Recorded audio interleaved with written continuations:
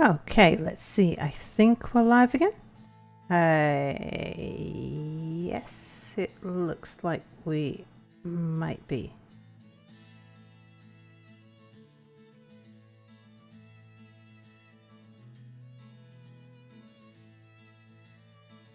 Let's just check live on Twitch. Let's just check YouTube.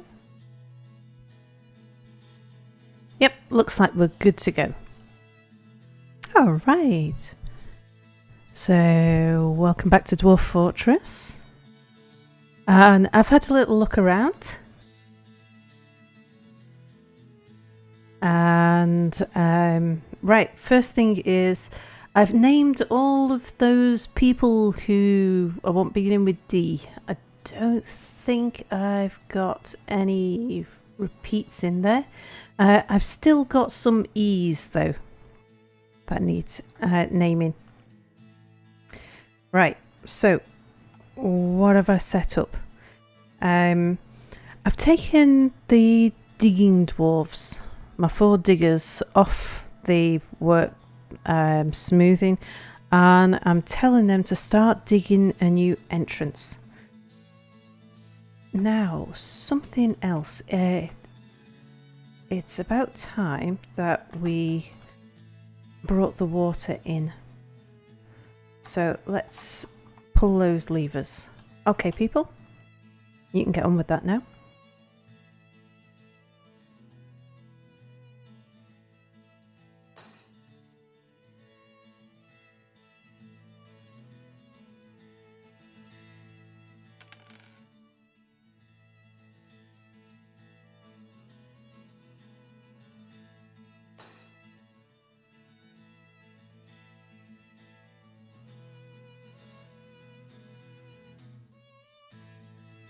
Just as soon as you've finished doing all the things that you're doing. Oops, sounds like an ambulance.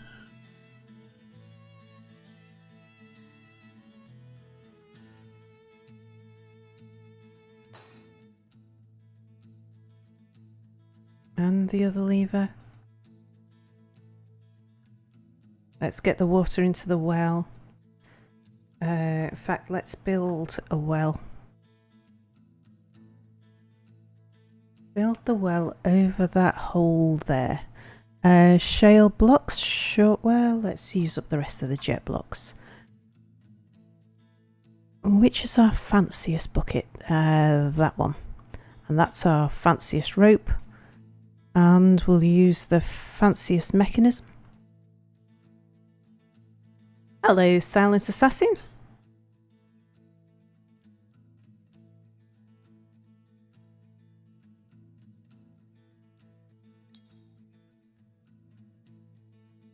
There we go. So we should now start to see water come flooding in. Yes, there we go. Now this diagonal should mean that the water doesn't come any higher than this level. But I think that'll do us. So let's just pull those levers again.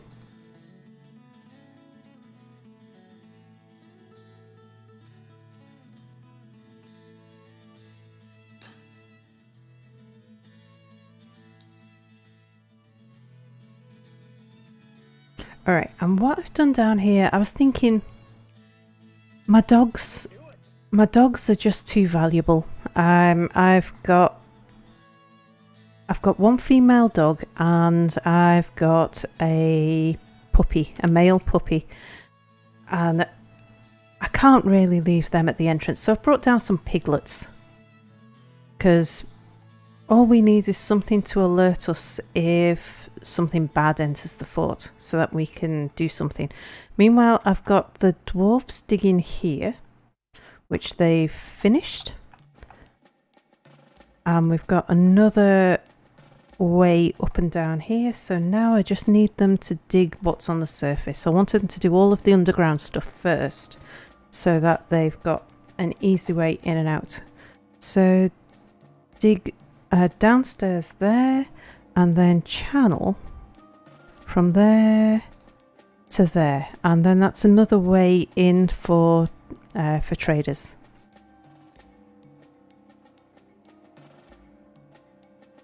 Now they'll probably come onto the surface to do that, but we should be okay. They've got a quick and easy way to get back in.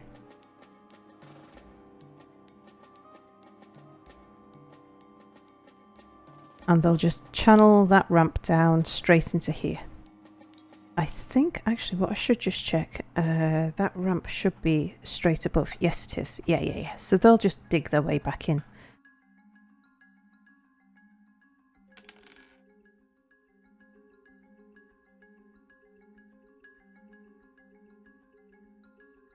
All right. Yeah, and they've been good and fast about that. Now, I would like to build a hatch over there.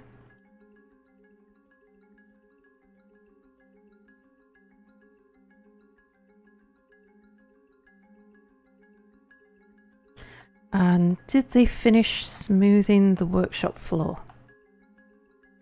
Yes, they did. Now, I would like it if they would also engrave this area before I start putting the workshops down.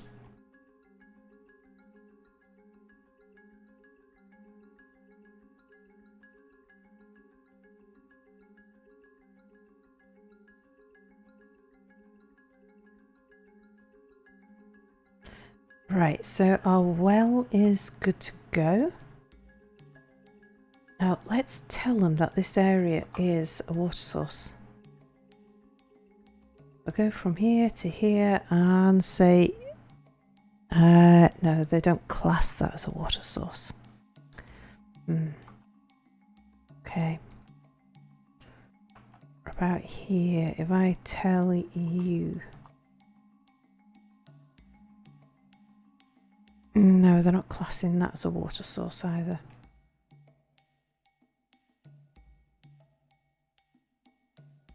I think because they can see it's a well,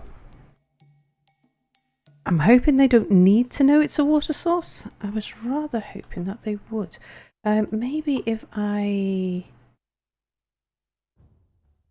take that whole area. Oh yeah, okay, so they're picking... Yeah, they're picking that up as a water source. Water source, and yeah, sure, fish. I thought that was a 0. It's not, it's an 8. Good. Okay.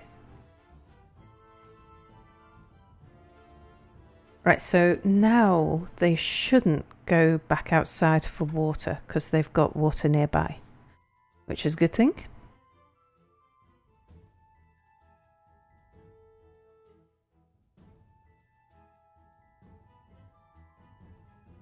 My digger dwarves have finished digging all here. That's a good thing too. Now down in the well room, somewhere here. Yep, there. I told them to use that as a dumping spot, and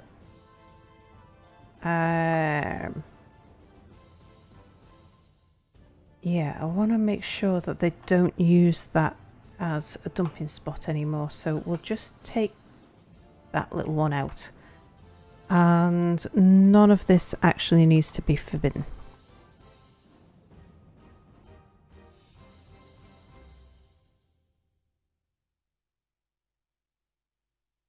So we'll just make all of that available again.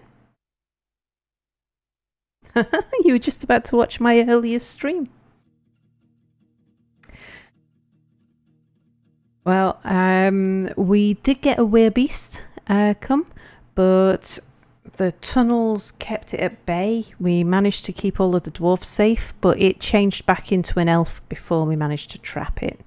It did kill 2 of my dogs, so we've got a shortage of dogs at the moment. I've got a male puppy and a female dog, so I'm keeping them safe, and I'm using guard piglets at the front door.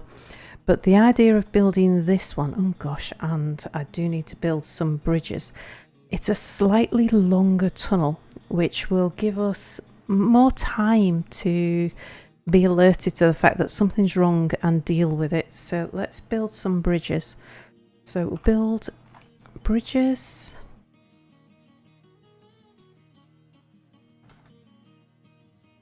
We want one right at the end. That's the most important one. And we'll have that retract inwards. We'll make that out of any old blocks that we have.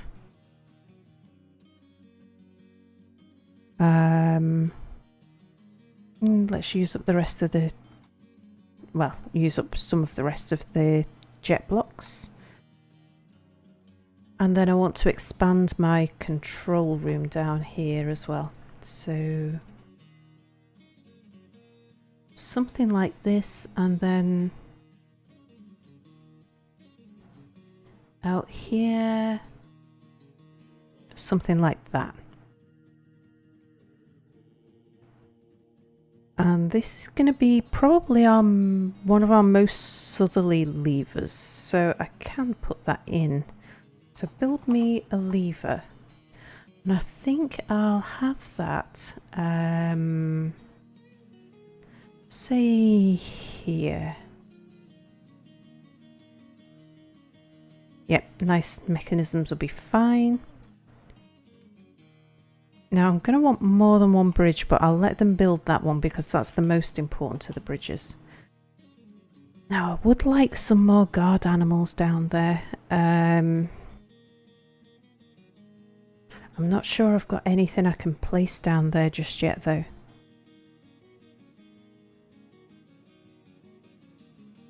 Oh, I might have some kittens. Let's make an animal zone there. And pasture.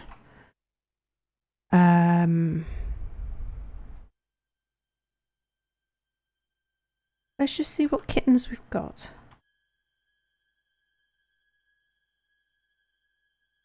Yeah, we can spare some kittens. We'll put a male kitten and 2 female kittens down there.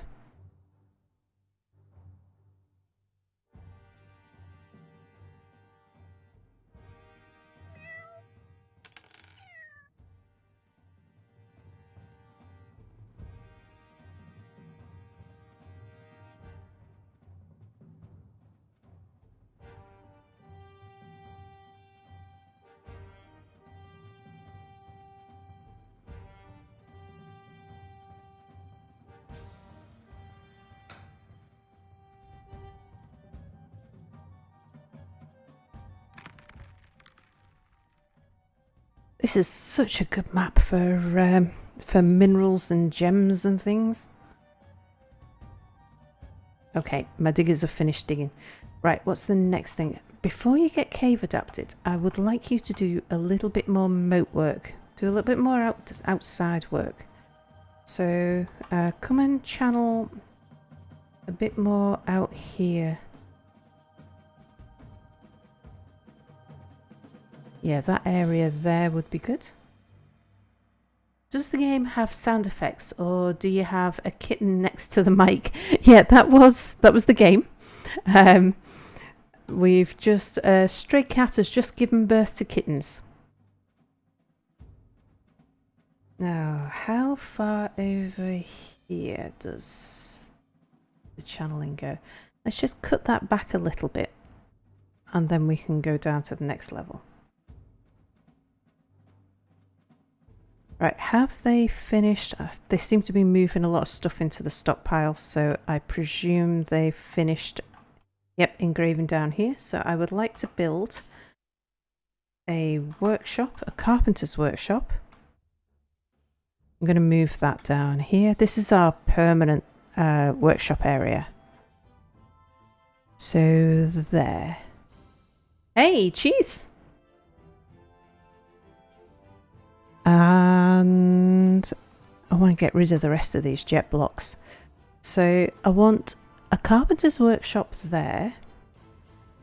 I want maybe not the jeweler. I think my mechanic's workshop. Is that a T? Yes, it is. 1, 2, 3, 4. That just gives it a gap. Make that out of jet blocks as well. And then the jewelers we'll put behind it. 1, 2, 3, 4. We use the last of the jet blocks. Then I'm probably going to want a bunch of masons. I usually find that 4 masons is about right. So we'll have the first one there. Now we're onto the shale blocks. And then another mason, 1, 2, 3, 4. Be there. Shale blocks and another mason. 1, 2, 3, 4. Shale blocks and another mason. 1, 2, 3, 4. Shale blocks. And then the last of this sort of phase of building works, we want crafts dwarfs workshops. And so we'll put these against this wall. Shale, and again I want 4. 1, 2, 3, 4. Shale blocks. 1, 2, 3, 4. Shale blocks. 1, 2, 3, 4. Out of shale blocks. There we go. So they've got plenty of building work to be doing there.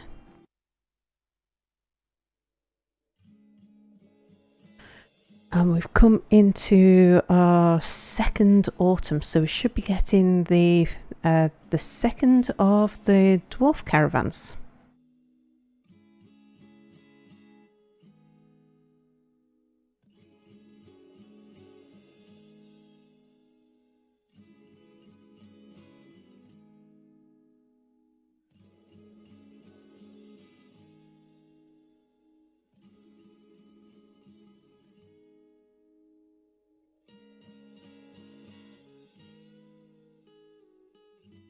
Okay, have you built them all? Right, what we need here is beds. Make beds. And barrels. Make wooden barrels. Make sure we've always got some spare barrels. Now, I wouldn't mind if we had a step ladder, would be good. And also some wheelbarrows. Yeah, just make a bunch of wheelbarrows. Okay, so that's you. Mechanics workshop.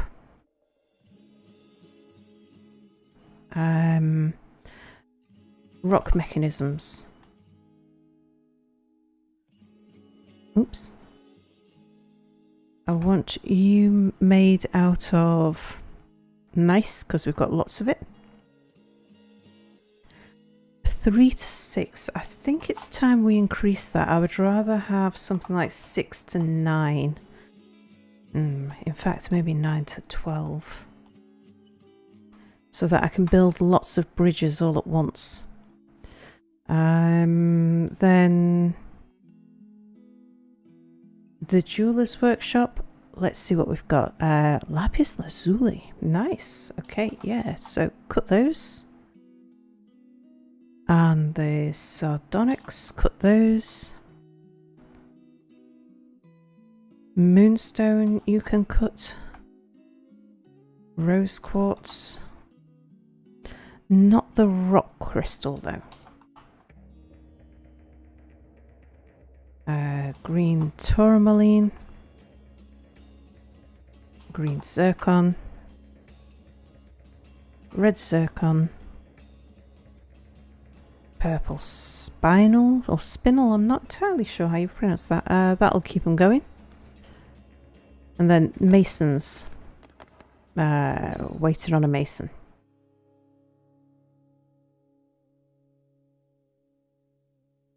Okay, I think we've got that one built. Not quite. Right. I want you to be building rock doors out of nice.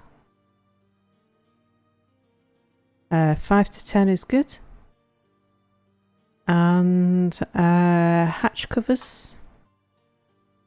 I think we're making those out of nice as well. Yep, 2 to 4 is good. And then tables.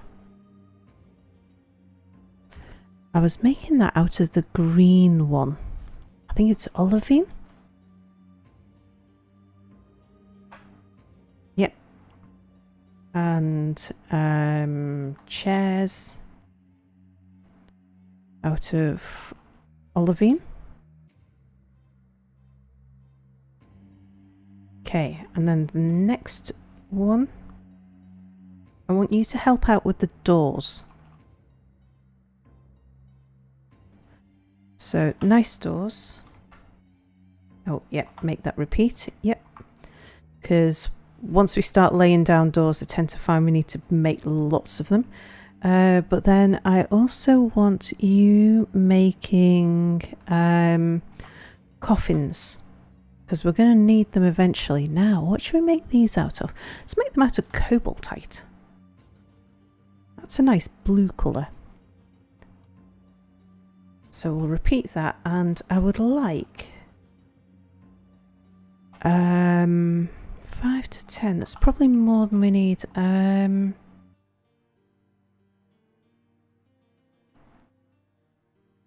think I'll do 1 to 6.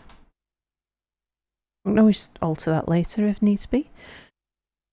I would like armour stands. What should we make that out of? How about making that out of... Let's make that out of kimberlite. And I would like to have just a couple of those in stock. And weapon racks. Make those out of kimberlite as well. I do like the fact that we've got a lot of different coloured rocks around the place. Makes it change from just having lots of like plain coloured just greys and whites. Armour stands, blocks, thrones, coffins, doors, floodgates, grates. Oh, cabinets and coffers. Yeah. Coffers in particular. We'll make the coffers. We're going to use a lot of them.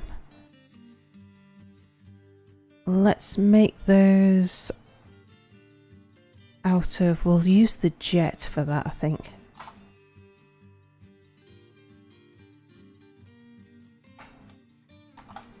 And I want 10 of those in stock.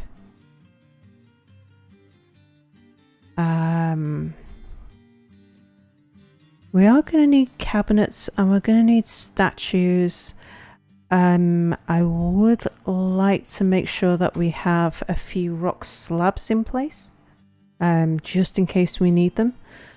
Let's make those out of...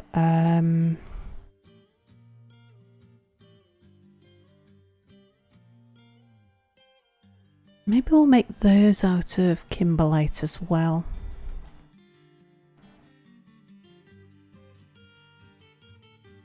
Slabs of kimberlite. I don't need many slabs. 1, 2, 3.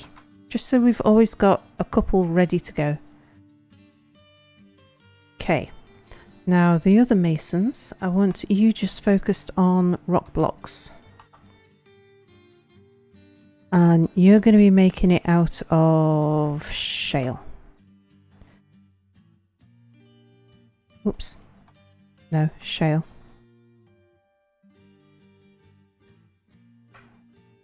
Uh, 100 to 200. Yep, that will be fine.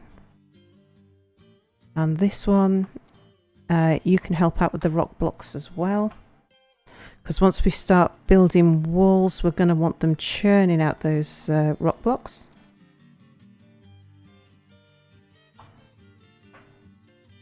Okay. Now, crafts dwarfs. I want the rock crafts. We're making rock crafts out of nice, I believe. Yep. And I want 2 of you working on that.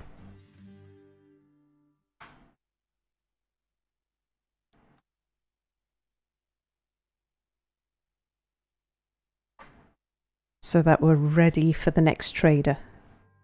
And then this guy, I want you... you can make the things that we're gonna need. Actually, I'm gonna want you making stuff out of bone as soon as we start to butcher animals. We'll have you doing bone bolts and totems and things.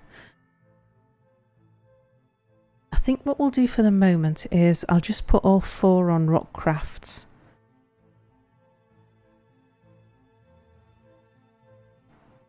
Out of nice. Or maybe we'll get this bottom one just keeping us up on mugs. So rock mugs. I think I was making those out of nice. Might have been jet, I can't quite remember. Let's check. I think it was nice. Yeah, there we go. Okay. Right, so that's enough to keep people busy there. How are we getting on with extending the trenches?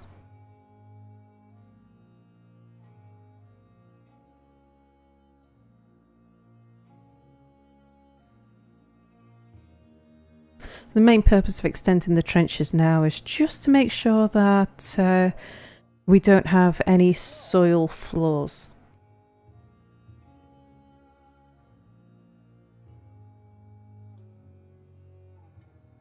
How rough is it starting new in the game? When things get rolling, is there a lot of future planning needed, or do you just kind of roll with things? I'll just pause it while I think about this one, because otherwise something will go out of control. Dwarf Fortress is...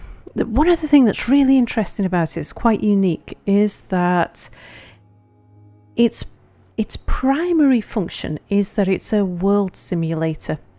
So there is a whole world that's going on that doesn't involve us. We've just got our own little place in the world, and the world really doesn't care about us. So it's not making... It doesn't balance itself. It doesn't sort of say, you're in your early game, we'll give you a breather. There's a few concessions to the early game. So one is that goblins will only attack a large fort. Goblins are not interested in attacking small forts. They're looking to take prisoners and wealth and to sort of steal your goods. So they're not interested in attacking you until you've got at least 80 inhabitants. Elves are not interested in attacking you unless you've chopped down a fair number of trees. So you're safe from those two. But for everything else, werebeasts, mega beasts, all of the monsters that can just wander on and decimate your fort, that can happen at any time, and it just depends on your proximity to them. I have noticed that it's the most common time for a werebeast attack for a first werebeast attack to happen is your first winter. So making sure that you're secure by your first winter's advisable. It doesn't happen every time. It may be 1 in 4 times it happens that early. I've never seen one happen earlier, but you could set up in you could choose a starting location that actually has a werebeast already resident in it, or some other monster that's resident in it, and it just kill you straight away. But the whole idea of the game is to lose, and to lose in a fun fashion. So losing is fun is the strapline of the game, and it's just how you go about losing. If you do survive a while and you play a long game, then if the enemies don't kill you, then probably the dwarves are going to go mad. Dwarves are not very stable creatures in terms of their mental well-being, and so keeping your dwarves happy is that's sort of medium to long term is one of the hardest things to do. Unhappy dwarves sort of going around and killing each other, and that's very common, and it's a common way to lose. It's just your fortress going into a complete downhill spiral because they're all going berserk, and they're fed up with each other. But planning, when you're a brand new player, it's worth just having an idea of what kind of fort you're going to set up. So I think I found, like, when I first started playing, I watched other people play first and got an idea of how I do it. So I would have my barracks near the front door so that if something attacked and my soldiers are nearby. But you can choose the location. So that's the first thing, is especially if when you're new to the game, it's a good idea to choose an easy location to start. When you're choosing your starting location, you're on a world map, and you can decide between serene, which is not peaceful. It's a serene can kill you within your first year, but it's about as quiet as it gets. Right through to evil, which can kill you within the first day of your arrival.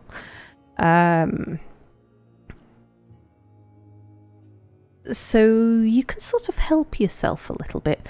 There's things that are more difficult to cope with, not just the surroundings and the enemies, but also the terrain.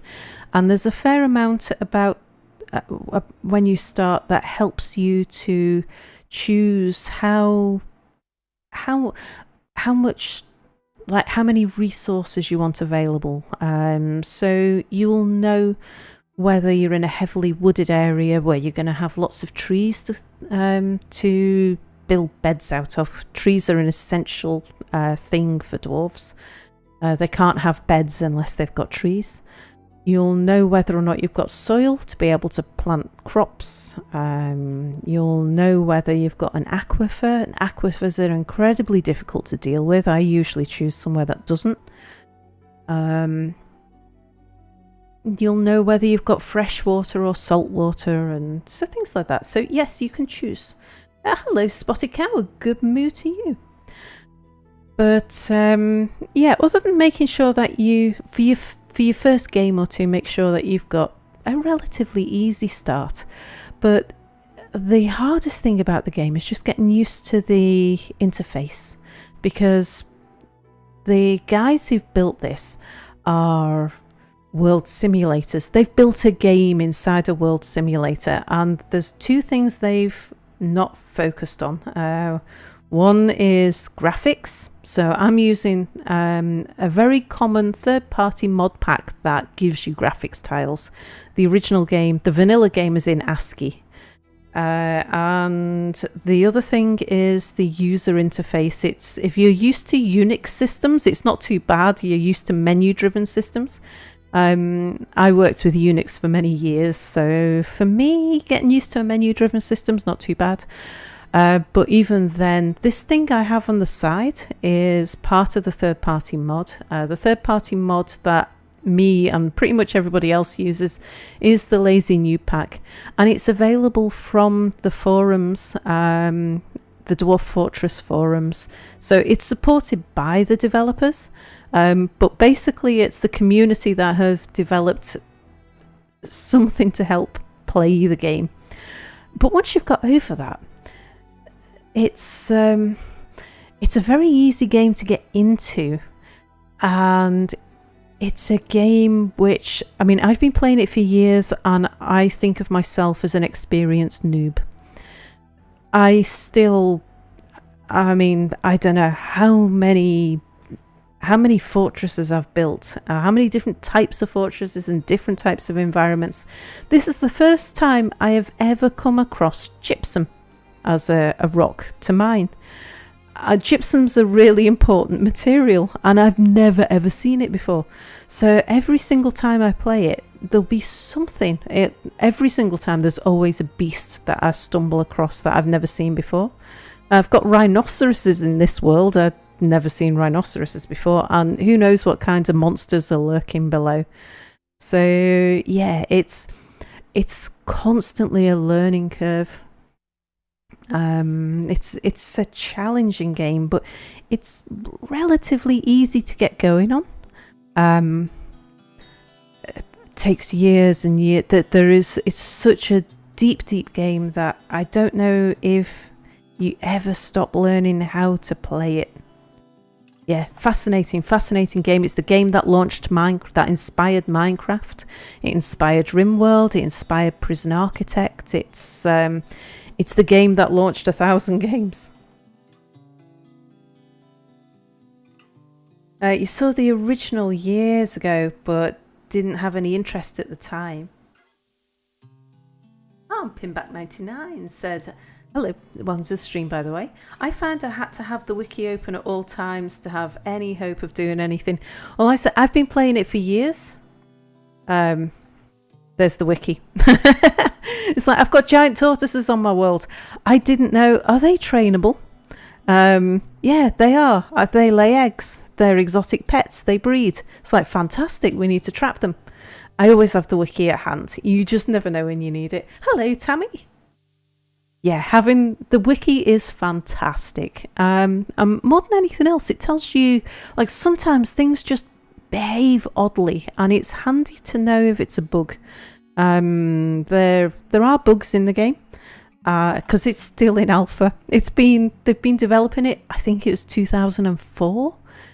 They say that it's now 44% complete. I think it is. The game version is based on the percentage of completion, and I think we're in 0.44 something. 44% complete and still in alpha. There are some bugs, but understanding, like, the wiki will help you understand if what you've come across is expected behaviour or whether it's a bug. I found every bug is easy to cope with. It's there's always a workaround to everything. Things like, for example, this stockpile here. This is my seed stockpile. I've made it so that I've changed the settings so they can only put seeds here. But I've said I don't want any barrels. Usually you keep your food in barrels, but seeds are kept in bags. And if they put a bag inside a barrel, then sometimes the dwarves can't see the seeds. They just see the bag. They look in the barrel, they see a bag, and they're not looking for a bag, they're looking for a seed. So they don't see the seeds. So I make a seed stockpile that doesn't have barrels in it. They'll eventually put all the seeds in bags. So yeah, little things like that where you figure out the best way to deal with stuff. The rest of the problems tend to be user error. I've had quite a lot of user errors on this one. But yeah, let's let them get on. I was having them, I think they finished digging that bit of the moat that I had them doing. Yes. Don't think they can get to those 3 there at the end. There's a few little layers like that they can't get to. So I would like them to... Where do we need to dig next? Let me just check this. Have they dug under that? No. Ah, right, okay. Can they channel this? I'm not sure if they can. They might not be able to get to it. Oh no, they can. That's good. They might fall through here. There might be that might be a bad thing. In fact, let's we'll just let them do it. We'll see what happens. If they fall, they're not falling very far. Yeah, they've done fine.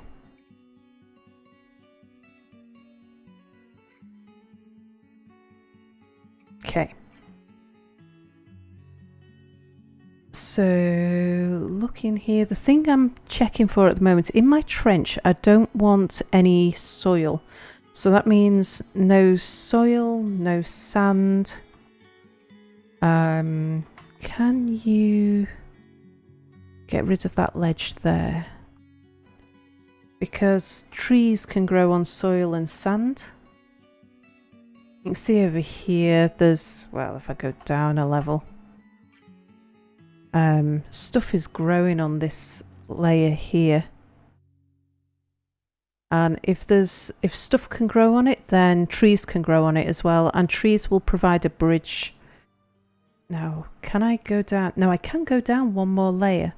And hopefully there's rock beneath there. So this must be a sand floor. Yeah, it is. I can't do that there. Now, what about over here? Yep, there's berries growing on this floor. So I do need to drop this down a little bit further. What about here? What are you? Dry grass. So I need to drop that down further. So, but here... Nice. Okay, so that's already a rock layer. So it's the next layer down. So from here... Let's see, the rock starts about there. So let's channel back. Oops. Channel back from about here.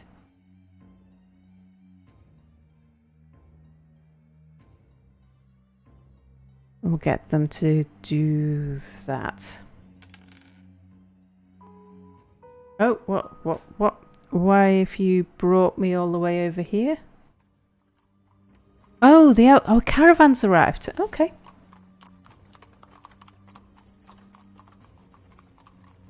So let's get back to our base. Now, something I should do. Let's do it while I'm paused. Hotkeys. Let's center the fort, say around about there. Hotkeys. Now, this is where I want my F1 to zoom to. So let's clear it. F1, I want you to zoom here. And then F2, I'm going to clear you. Let's go down. Probably want F2 on my farms. Yep, let's zoom you to there. F3. Yeah, no. F3, probably want you on my bedrooms. We'll zoom you there. Not too bothered about stockpiles. Oh, I definitely want... this is my caravan entrance. This is the main entrance to my fort. So I want you zooming there. In fact, I probably want to just zoom it there, just a little bit further up. Going down again. Yeah, workshop land. We'll have you zoomed as well. Should be all that I need. Yeah, that's the bottom of my fortress, so at least for the moment. Okay, so we're going to need to move a ton of stuff down. Let's see what we've got.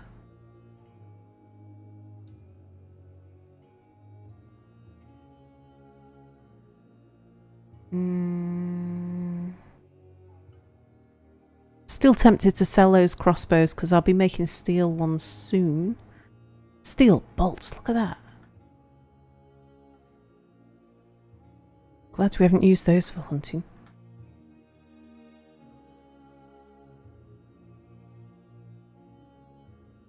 How many dwarfs do we have?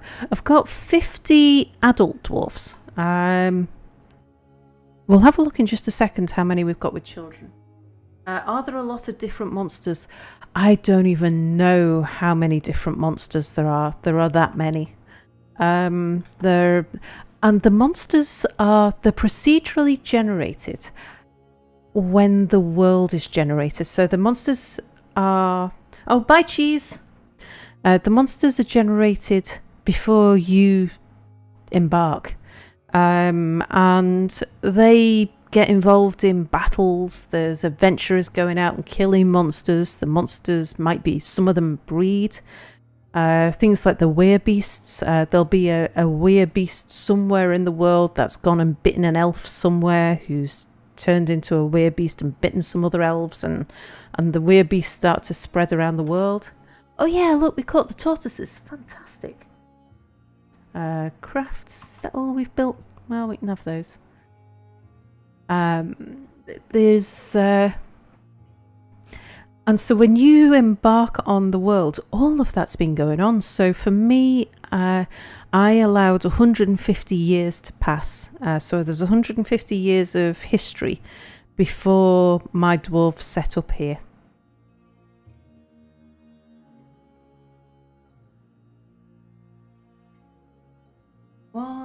What Myrite letter are you on? Don't understand your question, Spotted Cat.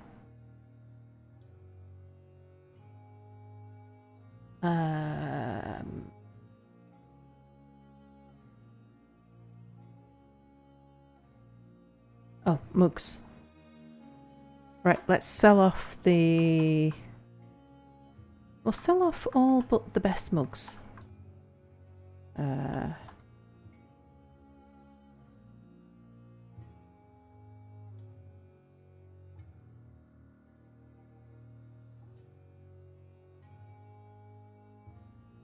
Quivers, bags.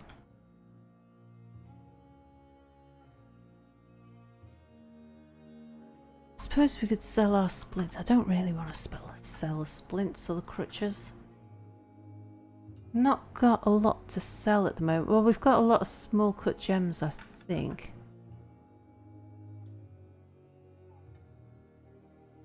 Yeah. So we've got a good value in gems. Okay. Now we need to connect that lever to, I think it was the last bridge that we built. Yes, it was. Okay, and then name it so I know I've set it to connect. And this is the far bridge to the south.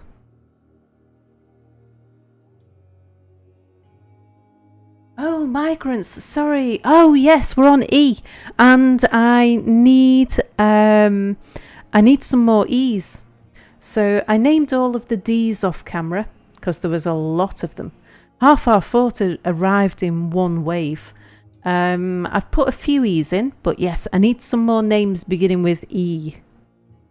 Echo, yes. Let's do an echo.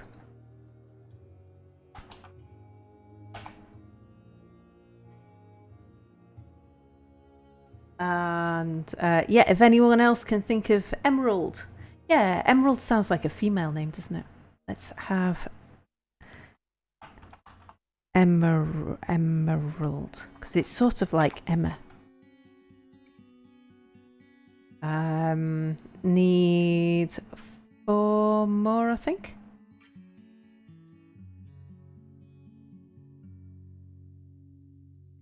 Yep, 3 male, 1 female. But I'll drop those in a moment. Okay, so got you set up. That's really important. And then I want to build another bridge. Ooh, Ernie. That's a good idea. I'll put that in just a second. Right, build me a bridge.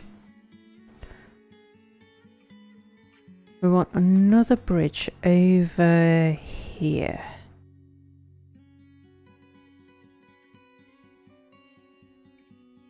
And I think I'll have that raising that way. We'll make that out of shale blocks, or because I don't think we've got any jet blocks left. Shale blocks, there they are.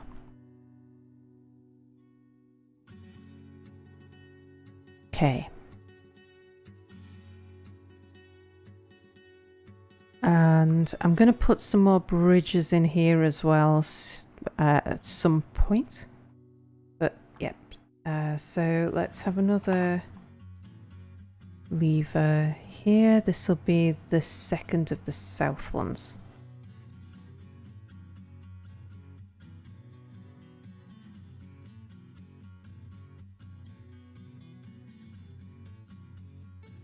Right. They can get on with doing all of that stuff. Alright, one of my pigs has grown up. My guard pigs.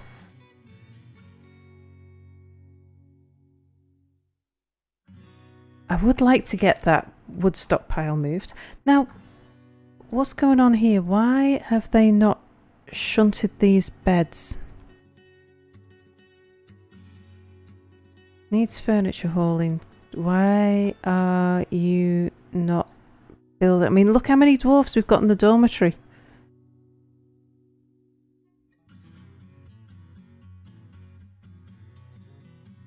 Have I got a filter on these? Well crafted. Maybe I screwed up. Let's just remove these beds and put them back in. I seriously need to build more bedrooms as well. Build beds. Planning mode. Yeah, minimum quality ordinary is what I usually go for. So bed, bed, bed, bed, bed, bed, bed. And then, yeah, dig out some more bedrooms. Oops. Dig. Mine there, there, there, there, there. We need to bring this all the way down to there. And we're going to need the ones on this side as well.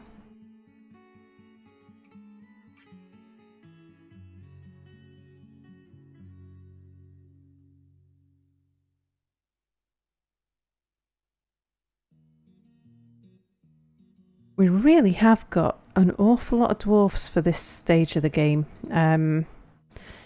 Usually,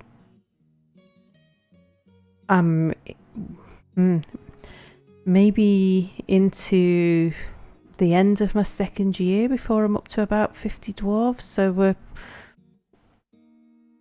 we're quite a way ahead now. This will only give me 30 bedrooms. I'd need to do that bit as well to get 50 bedrooms. And how many dwarfs have we got? It tells us down here. So this includes the children. We've got 56 who are... this is all about the stress levels. So 56 dwarves are fine. 4 dwarfs are rather happy. So we've actually got 60 dwarves. So I suppose... Now, married couples will share a room.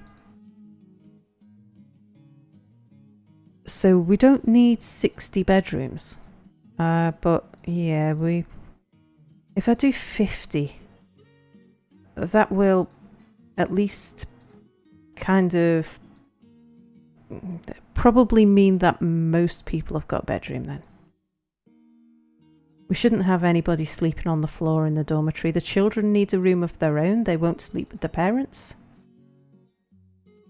Babies will sleep with, stay with the mother. I think, yeah, and that, yes, yeah, that's true. Until they are a year old, so they don't need their own bedroom until they're a year old. And I think babies are included in that 60.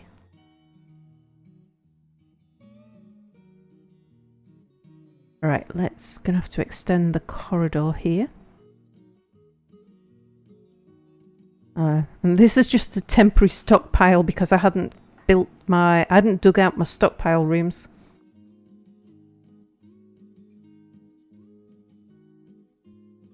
Oh, those poor dwarfs. They will not be happy sleeping down here. They're sleeping on a floor. They've got one bed to share between all of them. They've got 1, 2, 3, 4, 5, 6, 7 dwarfs who've actually got a bed.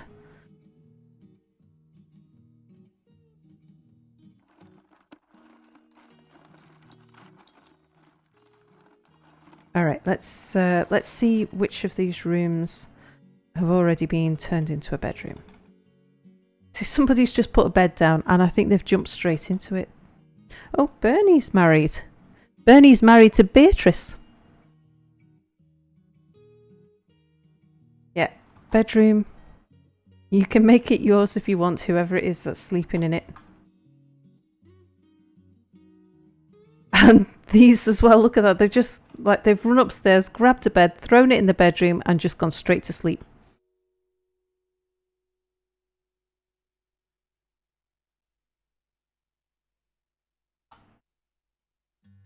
There we go.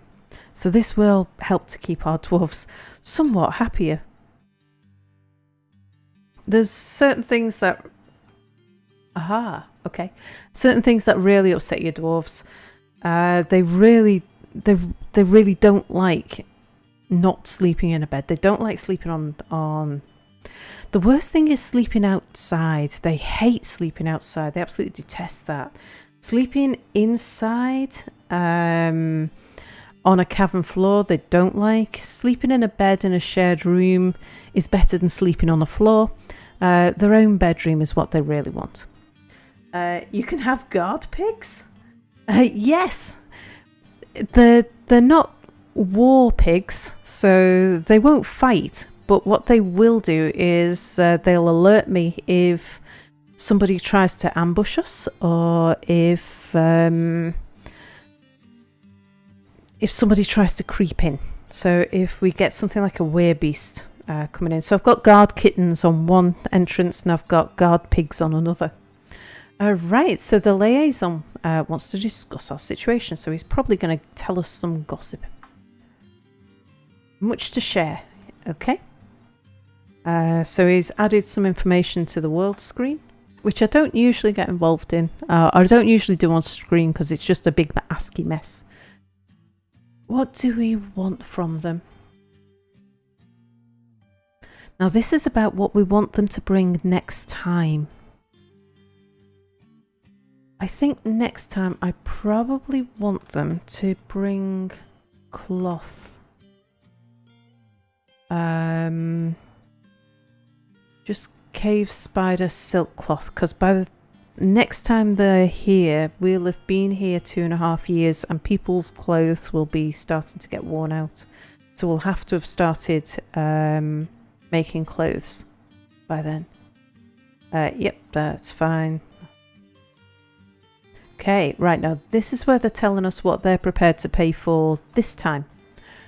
They want axes, toys, drinks, cut gems. They're paying 181% for cut gem. Or is that drinks? No, it's drinks. 181% for drinks. Could bring some drinks down. Cut gems, they're doing 139. Thread, tam-tam. Oh, amulets. We've got a few amulets to give them, I think. Goblets we're bringing down. Rings, we might be bringing some rings down too. Okay, so we might not do too bad out of this. Farewell, Alfie. Yeah, Alfie is our leader. Look forward to meeting next year. Our fortunes rise and fall together. Thank you very much. Right, let's go and have a look. Oh, I do like hotkeys. Looks like we've taken everything down. Let's get the trader to the depot.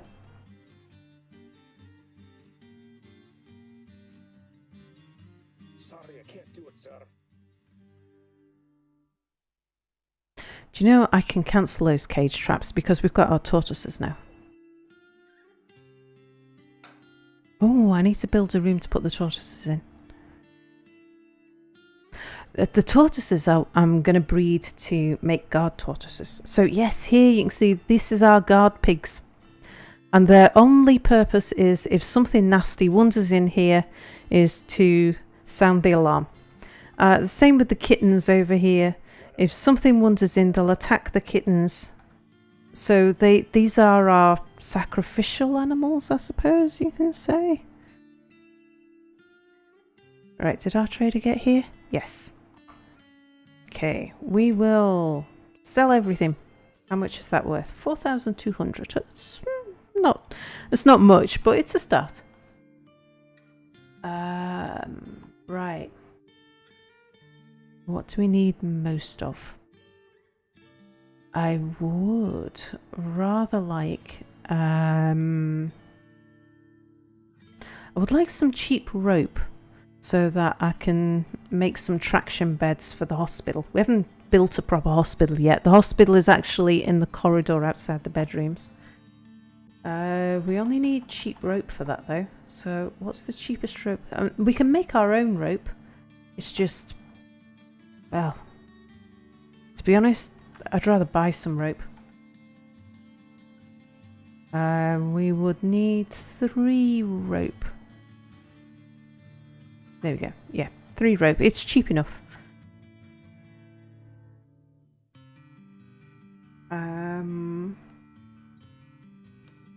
If they've got any dogs in cages, I'd definitely buy those. Alpaca, a boar, water buffalo, a nanny goat. Got a rooster, another alpaca. Actually got a male and female alpaca, but we've got llamas, and llamas give more wool and meat. I can't remember which one. I think it's more wool than any other shearable animal. Okay, let's buy in. We make our own wine, but I wouldn't mind buying in a bit more rum, beer, and ale, just to keep the variety going. I'm sure somebody in our team is particularly partial to ale or rum.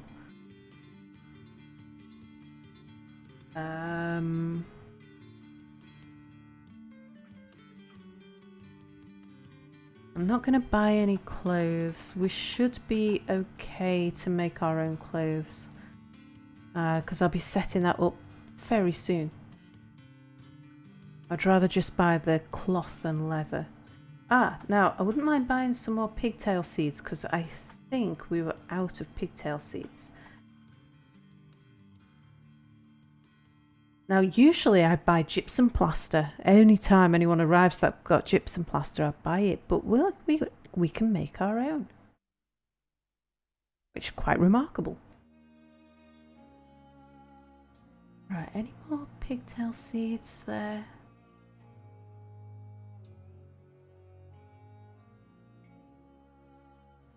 There's some more. Oh no, that's the ones I've just bought. There's pigtail bags. That's bags made out of pigtail cloth. What we want is pigtail seeds. I could search.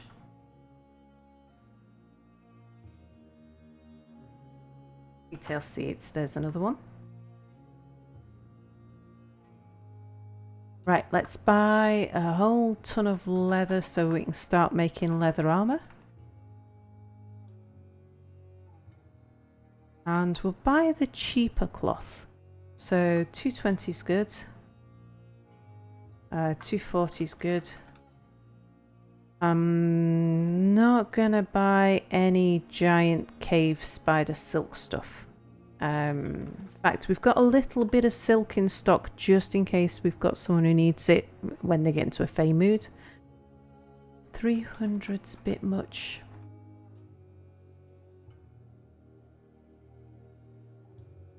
Yeah, we'll pass on that. We'll get the leather. Pigtail cloth is quite expensive.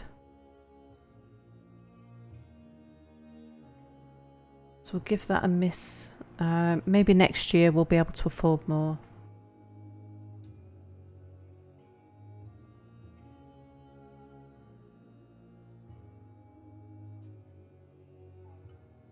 So we haven't spent much. I might come back and buy some of that pigtail cloth. We'll just get through all of the stuff they've got here.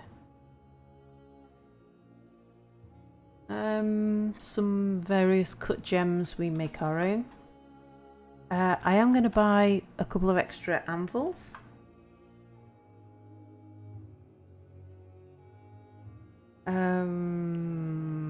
And it's always good to get more meats and stuff in, just to keep the variety on the food, but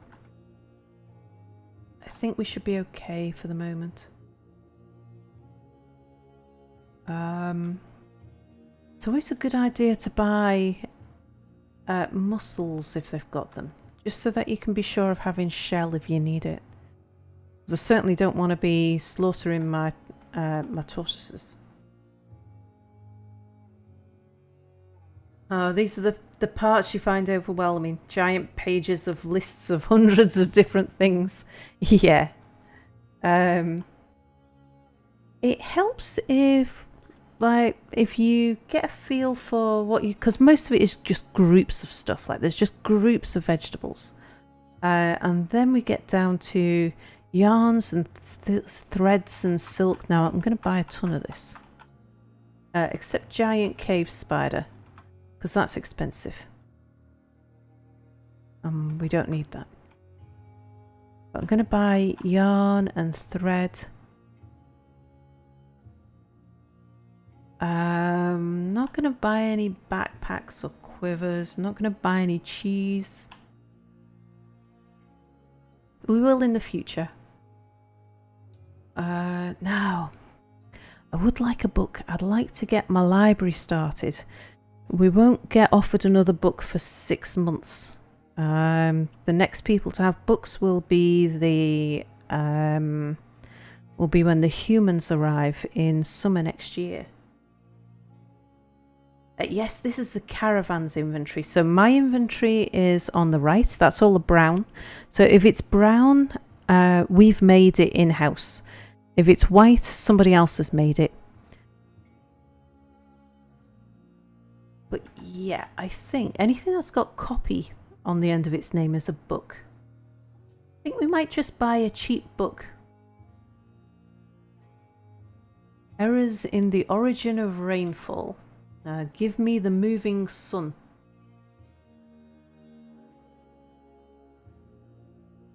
Our dwarves don't like the sun. Well, they probably won't.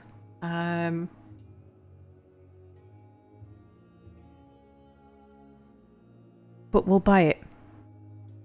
We'll just buy one book for now. That way we can get the library set up before... And we'll have something to put in it before next year. So it's a bit elvish, suns and rainfall. Okay, so how are we doing? Trader profit of 2,300. The stuff that we're buying is 1,800. Now we can afford to go more than 50-50 because my trader's got a bit more skill now, so there'll be a bit of a better negotiator. So what do we most want? Probably the pigtail thread. So let's search on pigtail cloth. I actually want to buy it in the bins. Maybe if I search on bin. Yeah.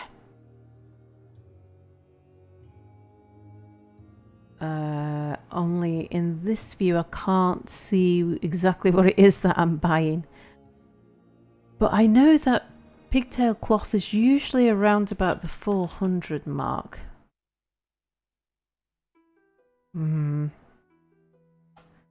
Maybe I should just whiz down and go find it.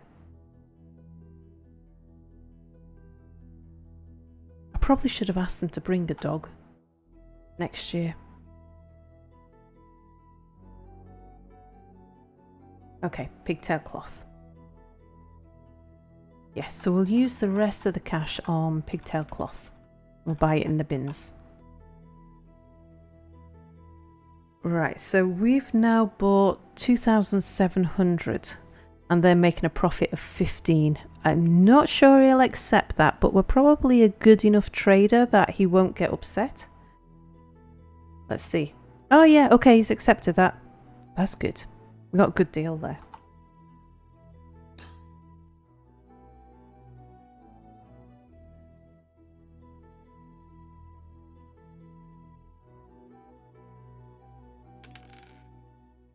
Right, yes. Now, I put down... I'm just going to pause it because I'm going to be sort of scooting around looking for something rather than concentrating on the game. Right, here we go. We put down some cage traps. There's the giant tortoise in its cage trap. I need an animal stockpile to be able to move that. So I'm going to put an animal stockpile here. We'll just have it brought in. So we've got 2 tortoises out there.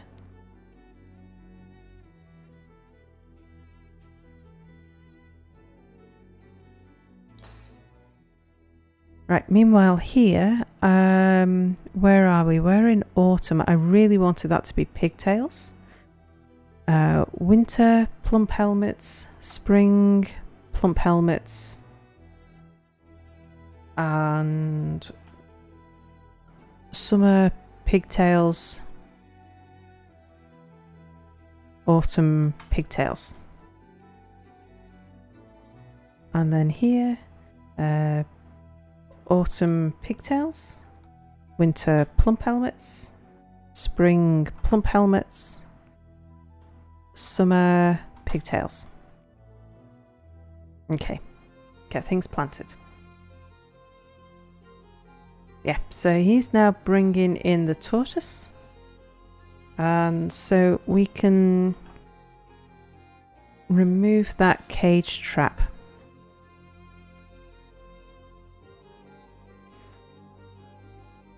So, right.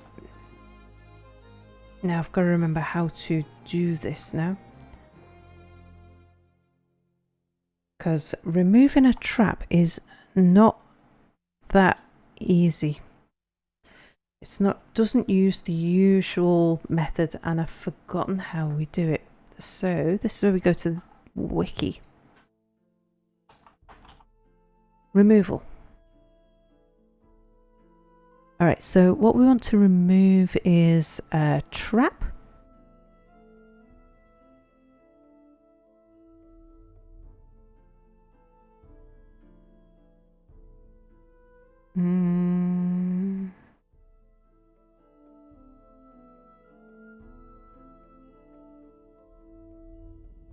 Constructed wall, stairs, etc. Remove a construction order. It might be under that.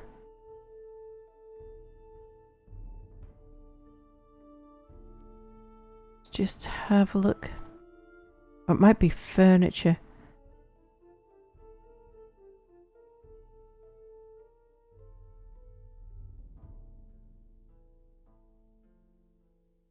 Nothing specific for traps. Let's just have a look at cage traps.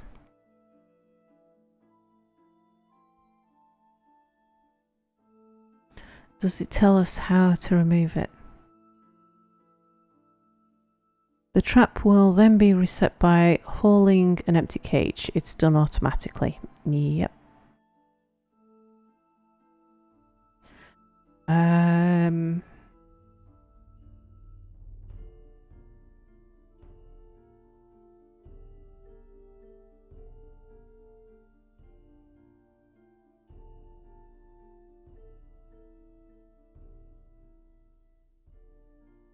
No, can't see there. How to cancel the building of a cage trap.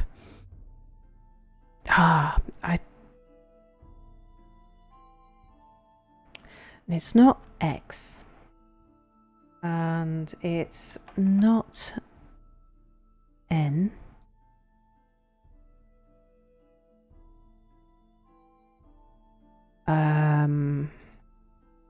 And it's not T. T, if you get something jammed up in a trap, you use T. And it's not K. Never mind. I shall look into that offline and remind myself how to remove a half-built trap.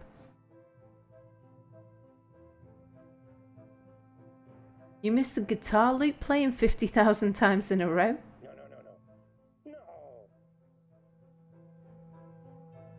Okay, now that we've got the tortoises in here, what we can do is... oh, this is already a pen pasture. Nice. We can make this an animal training area.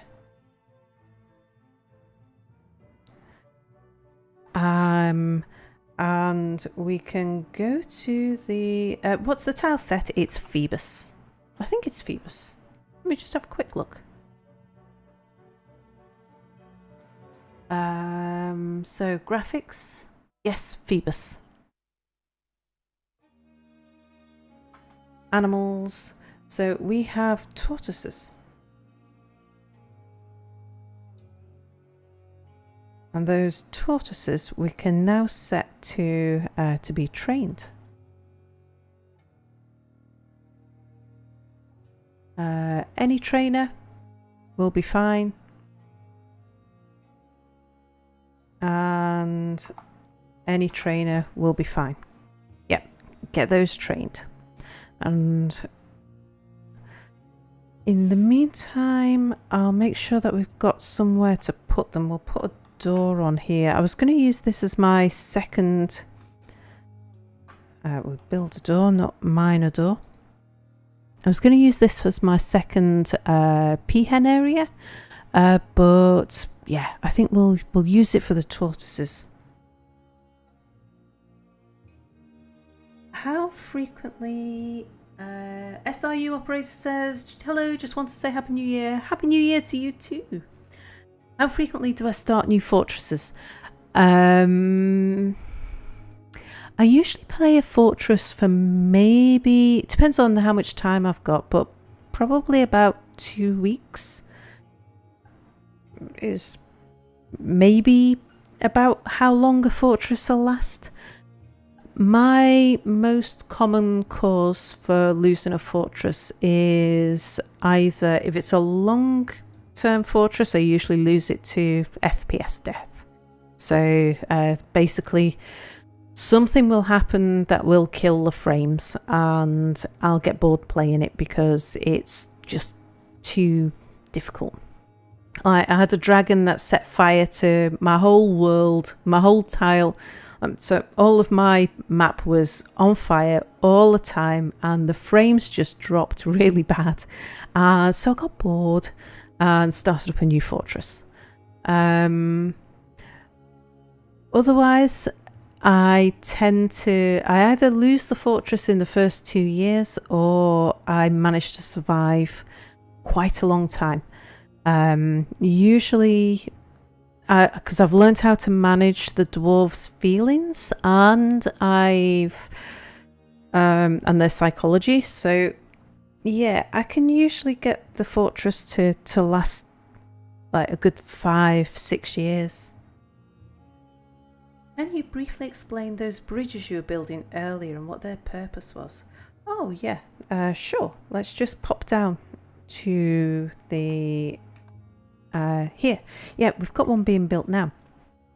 So this is the way in and out of our fortress. All of the entrances to our fortress come through here. So we've got a couple of pedestrian access points, so stairs that go up to the trench. Down there's a stair that goes to the outside world, and down there's another stair to the outside world. And then we've got these wide corridors which allow the traders access in and out of the fortress. So anyone who wants to get in or out of the fortress has to come through this point here.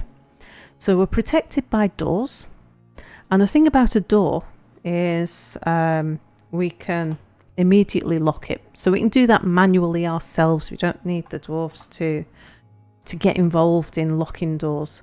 So if we've got an emergency, we can call the dwarves in. They'll run through the doors. We can lock the doors as soon as the last one's in.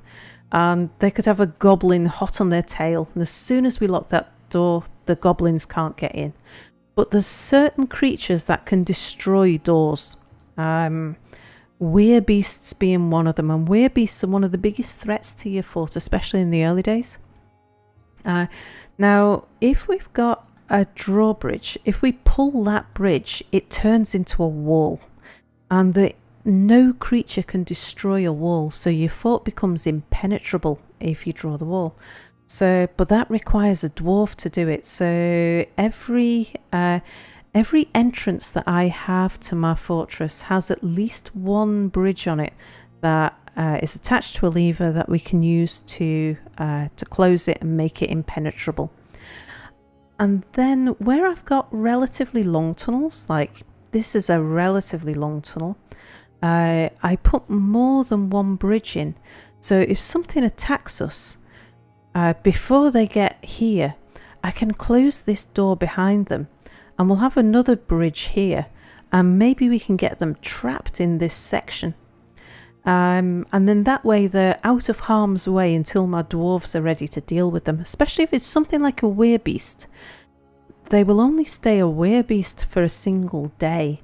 And then they'll turn back into an elf or whatever their normal state is. And we can go out and kill them so that we know that they're no longer a threat to us. Yeah, it's like an airlock. Yeah. Hello, Mangstein. The streamer to my right. I'm doing fine, thank you very much. It's Dwarf Fortress. I'm enjoying myself. I'm enjoying finding out how I'm going to lose this time. Because losing is fun. Someone's just become a monster slayer for a living. And we've got, more migrants. I bet this is, I hope this doesn't knock us over the 80. I'm not really ready for a big goblin attack yet. We haven't even got any armor. Alright, how many have we got? They're coming in over this side. 1, 2, 3, 4, 5. They've brought a poet with them. The pink one is a performer of some sort. 5, 6. I think that's a creature. 7, 8, 9, 10, 11, 12. Okay. Oh yeah, names. That's right. We had some names, some naming suggestions. So we had Ernie. And Tammy suggested a female name. Emily. And I need 2 more male names beginning with E. I forget which one I turned to Ernie. Probably the top one, was it?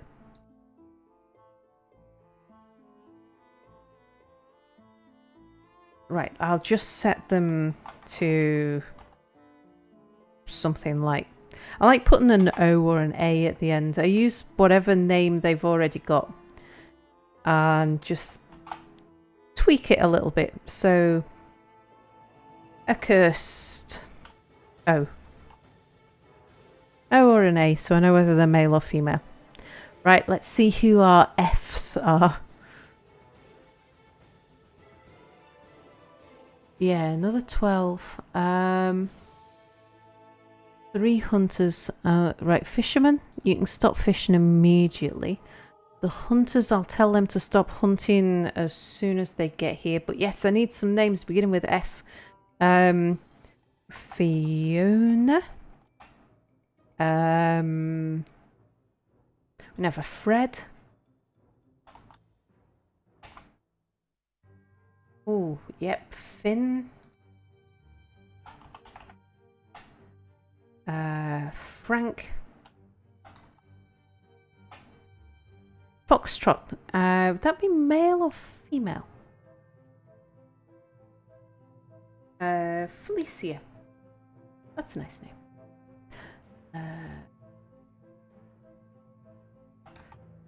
Alicia.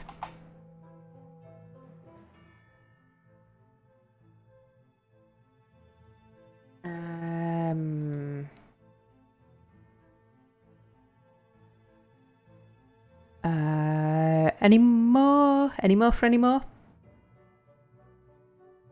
Hello, too big. Flurry Monday. That sounds male, I think. Flurry Monday. Florida sounds female.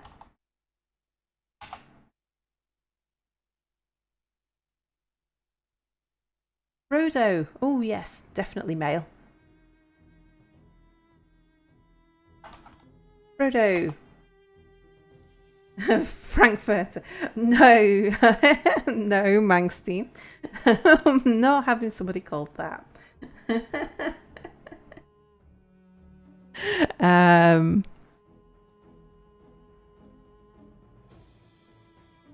Frankfurter, yeah. Okay, we shall have a male Frankfurter. Although we've already got a Frank. We could have a Furter. Ah, Too Big lives in Florida.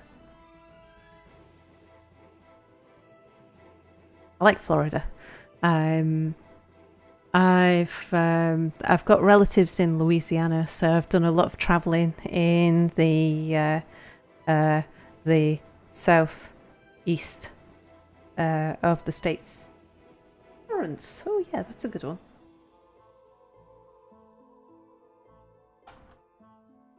Lawrence.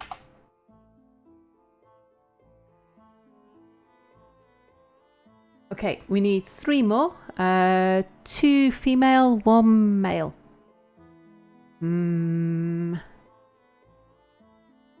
Or I can just go for giving them names based on the names they've already got. Well, if somebody comes up with some names, we'll change these, but we'll have Fisher, sure. I don't like Fisher and Fisho. They might not show up in a menu. Shetbeth. Or we could call him Bethbo. Sure. And Stinthad. You shall be Finter. Yep, but if anyone thinks of any better names, let me know. Do you think you'll pick the game up? Absolutely, definitely, yes. Fabiola. I like that one. Fabiola. Yeah, absolutely, definitely, yes. I will definitely be picking it up on Steam. I'm really excited about the Steam release. And Flynn. Where was that other... Yeah. There we go. We'll make that a Flynn.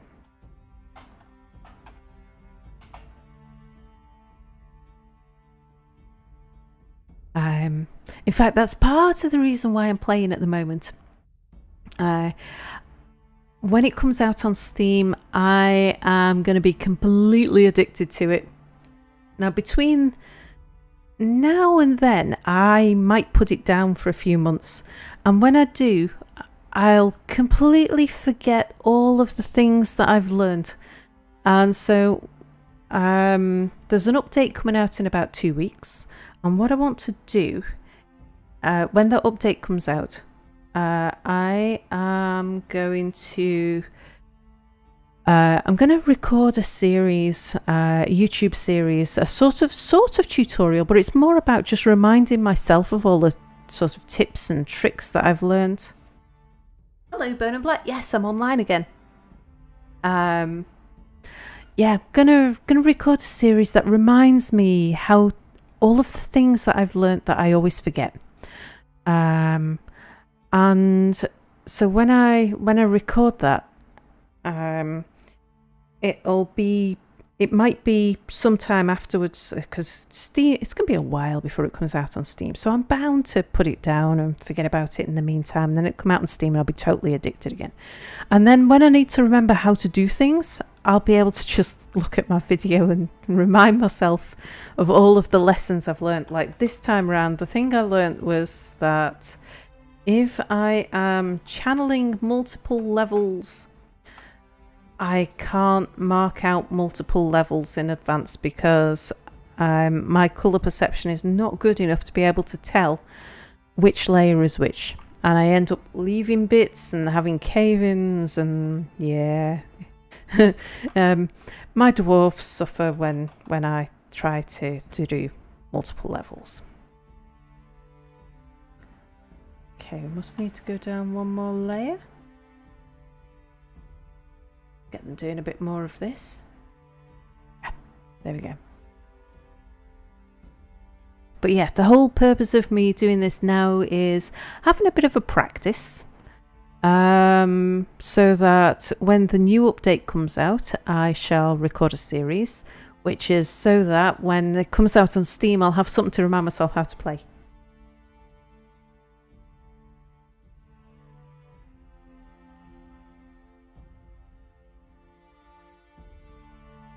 Also, if you're in a fortress, they might come from above. Yeah, absolutely. I rely on the first few attacks and not being sky attacks. In fact, that's one of the things that we shall, as soon as I've got all of my basic things set up, we'll start just making it secure from flying creatures as well. Because that's, at the moment, that is one of our weaknesses. Sorry, my escape key is very close to my F1 key. So what I will do, we've got one entrance into the base from above, which is here somewhere. There it is, that hatch there. And so what I'll do is to make this a secure area so that, again, we use a bridge to make sure that even if we get a building destroyer come in, that they can't break into our base.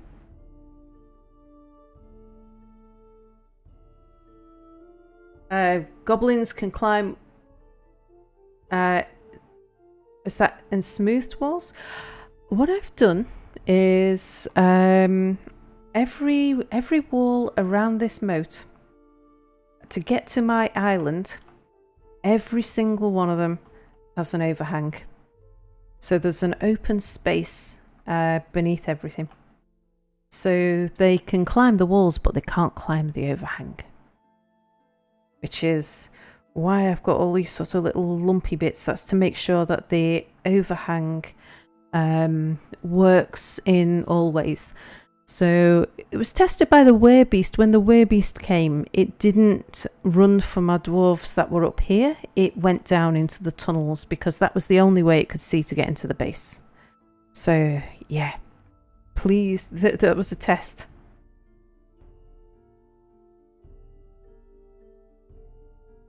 Falling hard.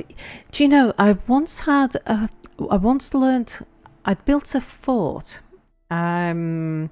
where I was using overhanging walls, and I had crossbow dwarves stood on top of the walls. I knew nothing could climb in from the outside to come and get my dwarves. My dwarves were so, like, after they'd run out of ammunition, they were so determined to attack the enemy. They climbed over the walls and jumped down, injured themselves falling down the walls to try and get to the enemy. And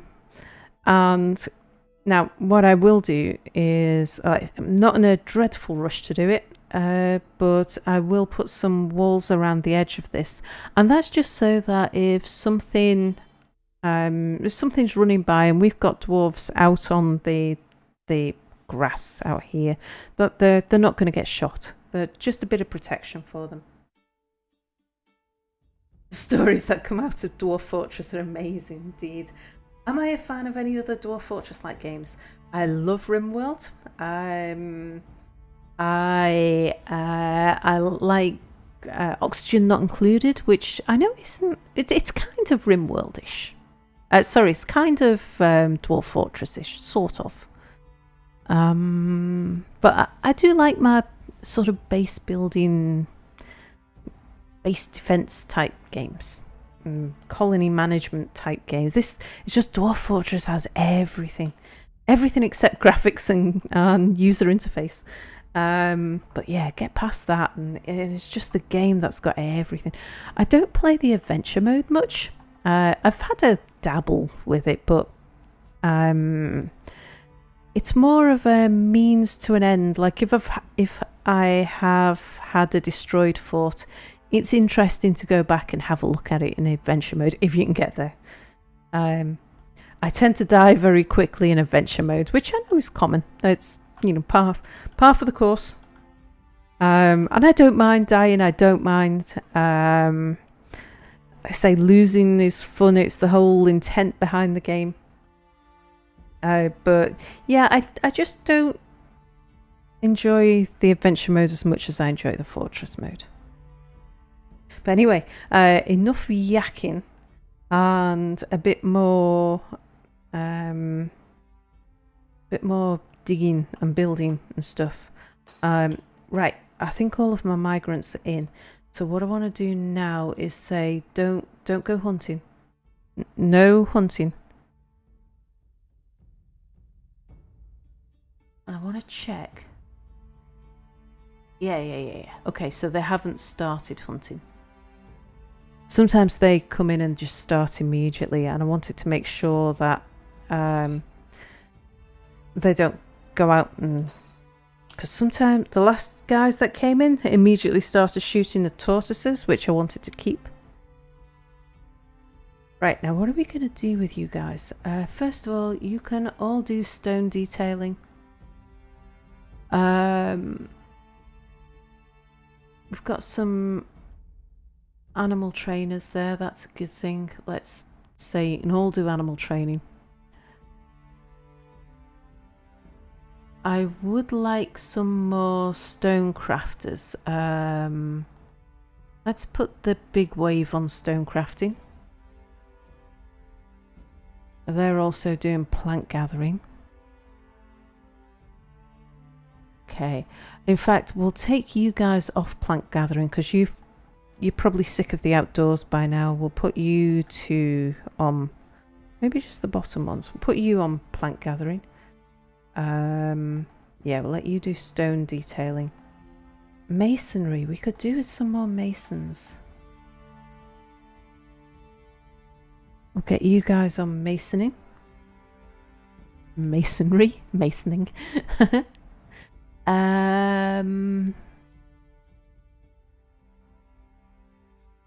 Gem setting, yeah, we've got gem cutting. We've got quite a few gem cutters already.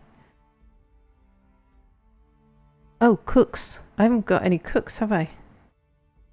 Bernie, we shall get you cooking. You'll be our chief cook. We'll also say anybody who is a brewer. No, not everybody. I don't want my miners doing anything other than mining for the moment.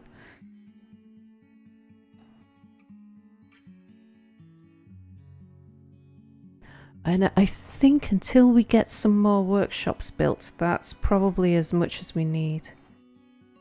There'll be lots of hauling to be done. Aha, right, we can also start building more beds. How many have we got now? 74, so we are still within the goblin attack limit, so that's good. We're still under the goblin radar. Right, let's throw in a bunch more beds. Oops.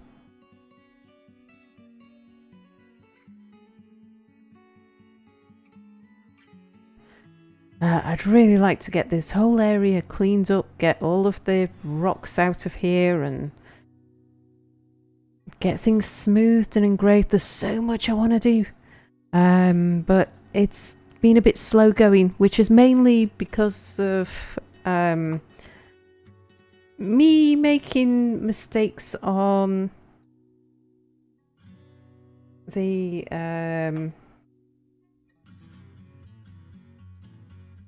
on the channeling.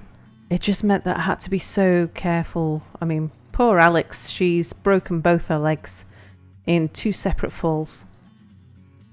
And she hurt her arm as well. So I'm way behind where I usually am at this point with a fortress. But we're surviving. And I've got more people than I usually have at this point in a fortress as well. It just seems to be... They've been a bit generous with their migrants. I presume I've got... that my civilization has a lot of people in it. That we come from quite a large civilization. Hello, Babom. You're back. Alright, well that's a good number more beds. Workshop land. Let's dig out a bit more so that we can start making more stuff. We'll dig out the lot of it actually. No, not doors. Digging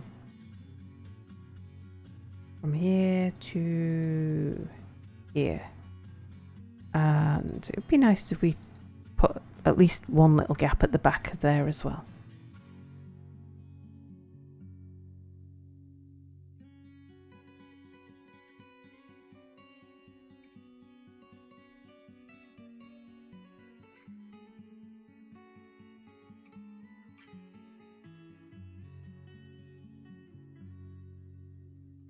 Okay.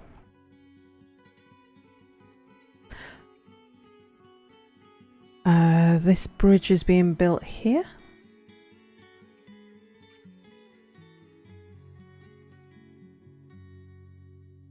Very good. Right, so I want to connect this lever to that bridge, and it will be the last bridge I built. Let's name the lever so I know I've got it connected. That is going to be my mid-south bridge. I'll probably only have one mid-south. So I don't, sometimes if I've got lots of bridges, using them like airlocks, then I'll give them numbers. But we'll only have the one there, so that'll do us.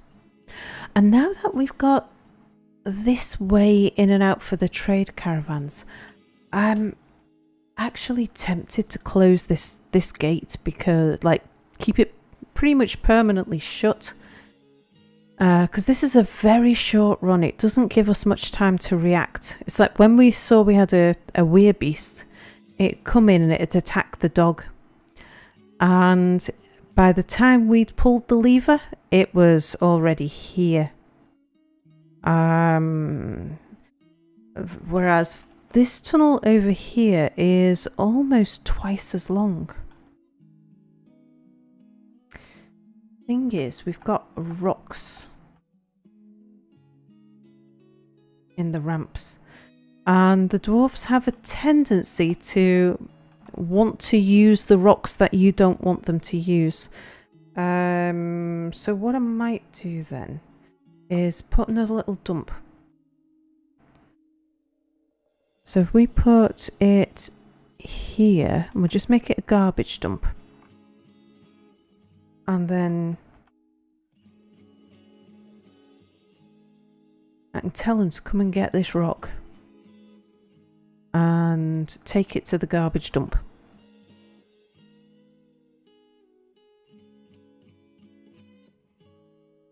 And then if I close the gate, there's no risk of them going outside from my southern gate and running all the way around the outside of the map to go and get the one bit of rock that they've decided they really need, which is on the far side of the gate, because they'll do that.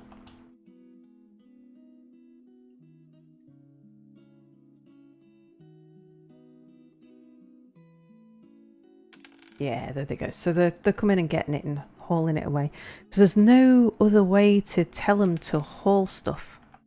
To say, we don't want this here, we want that thing there hauling. Okay, well now that they've got it,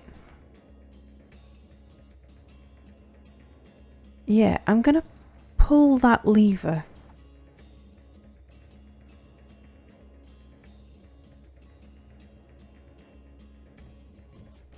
Because I don't think we'll be using that entrance in the future.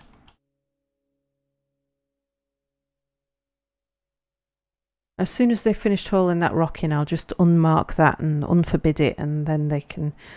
we will eventually build a proper stone stockpile. It's at the moment it's like everything will... One day we'll get round to doing all of the things that we need to do. But let's see where we're up to. Yeah, traders can still get out this way, so that's good. Oh, do you know, while they're dumping stuff, probably wouldn't be a bad idea to get them to sort out over here. How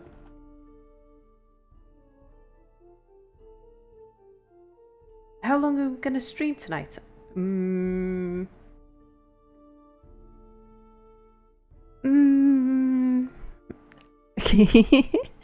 I'll maybe stream for... I'll have probably in about half an hour I'll have a break. And maybe I'll come back and stream a little bit longer after that. I'm not sure. I don't have work tomorrow, so... Yeah. I'm going to build a floor here so that we don't run the risk of trees growing in the way of our trade depot, in the way of the trade access.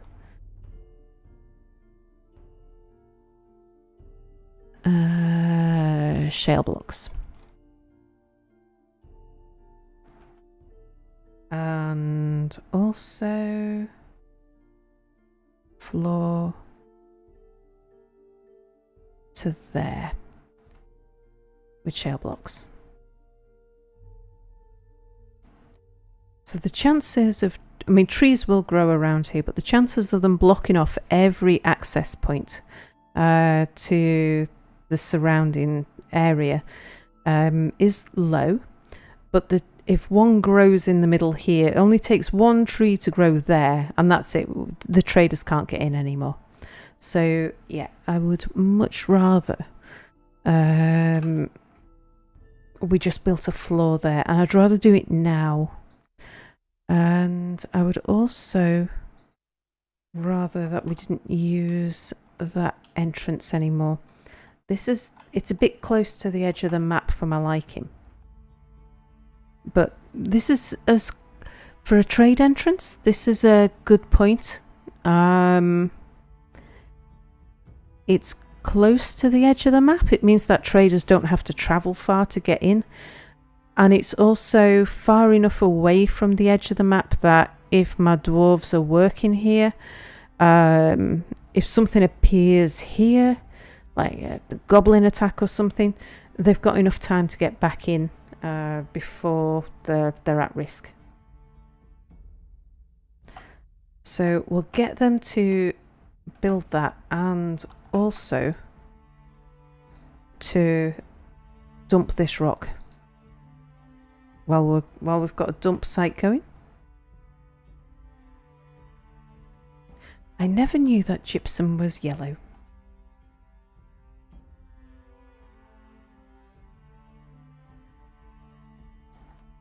Such a rare rock, and we are swimming in it.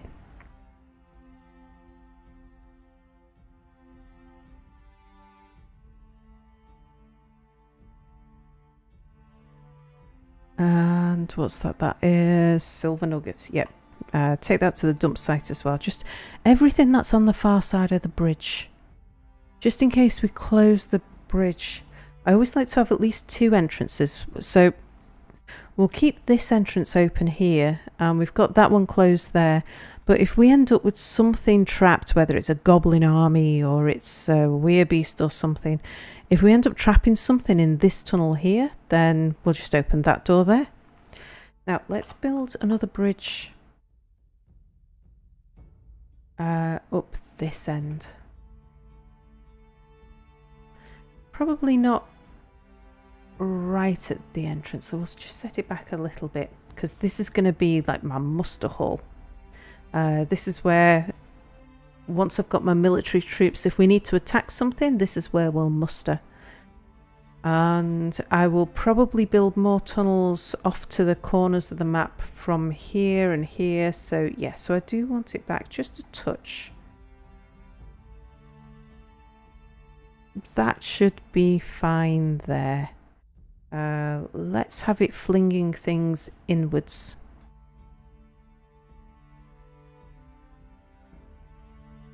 Out of shale blocks.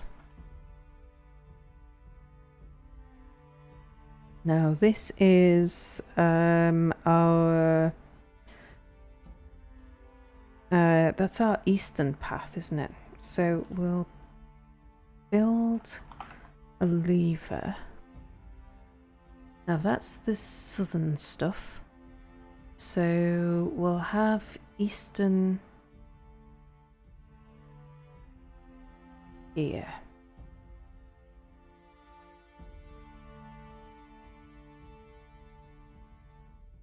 Good, good. Oops. Right. And how's the mining doing? Have you finished? Yep, they have finished. Let me see how we're doing. Ah, they've actually uncovered a whole load more sand. Can we come down another layer? Yes, we can. So I want to channel out from here to there. And what's this? That's gabbro. So we're fine. We're on rock there. Nothing's gonna grow.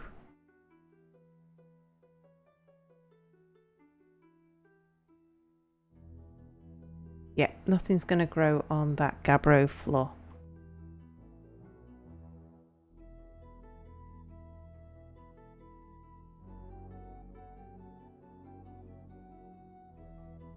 I wonder if they can get to this little lip here. Yeah, get rid of that if you can. We don't need it. It's not a problem it being there, but... Oh, the werewolf's back. Where?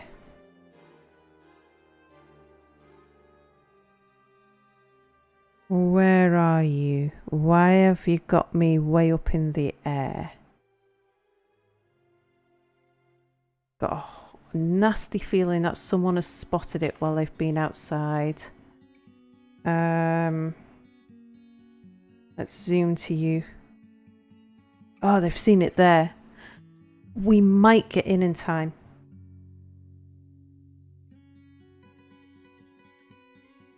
Right. But we've got a lot of people outside. Right, first of all, indoors.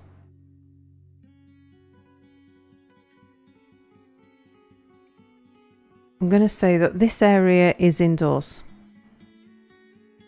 And now I am going to say military alert. Everybody get indoors. And make it really, really quick. Because you might survive if you make it really quick. I've got a feeling some people are not going to survive.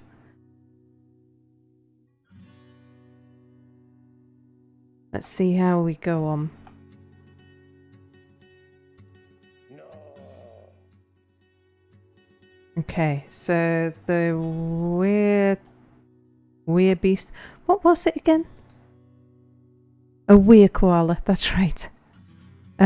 So the weird koala is chasing them.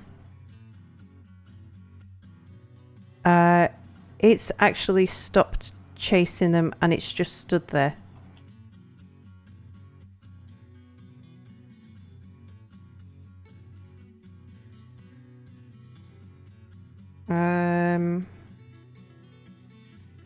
Have all of my dwarves managed to get themselves inside? I would like to close this. Just because it takes a werebeast a little bit of time to smash a door or a hatch.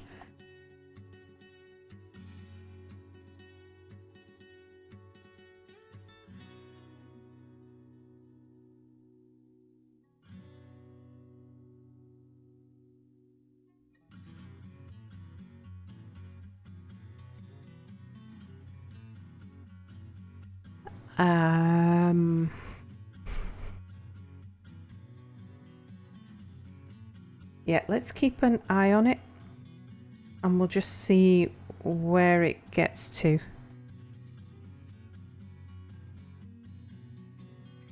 What's it doing?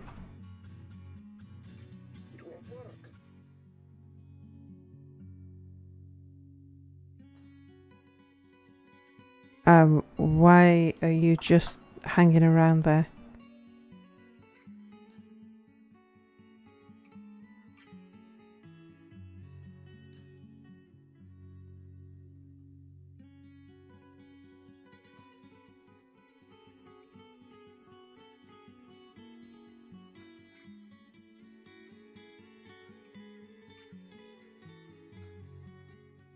I've never seen a werebeast do this before, where it just stands there.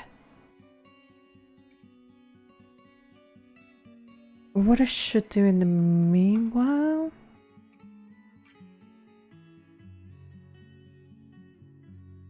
I can declare a few other areas indoors. It was handy saying that was the only area, saying this is the only indoors area, because that way they all cluster around the levers and I can get them to work the levers really quickly. But werebeasts are hunting without visible prey. They stagger. Oh, I didn't know that. Ah, that explains a lot. Right, well, what I can do is just expand my indoors so that they can at least use their beds.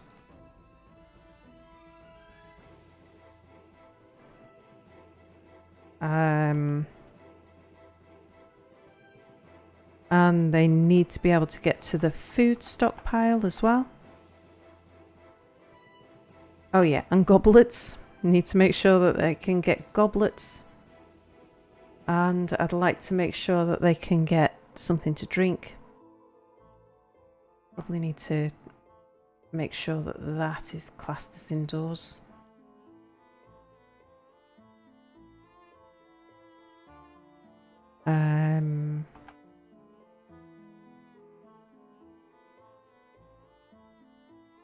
Right, there's the food stockpile.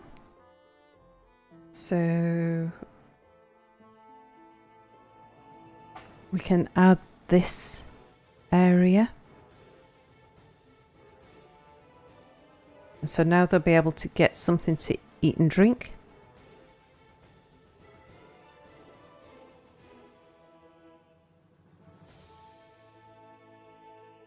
And we'll add this area as well. So they might as well carry on working.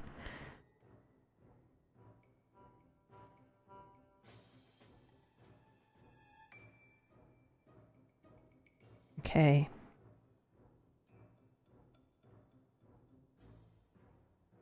But yeah, just want to keep an eye on this werebeast.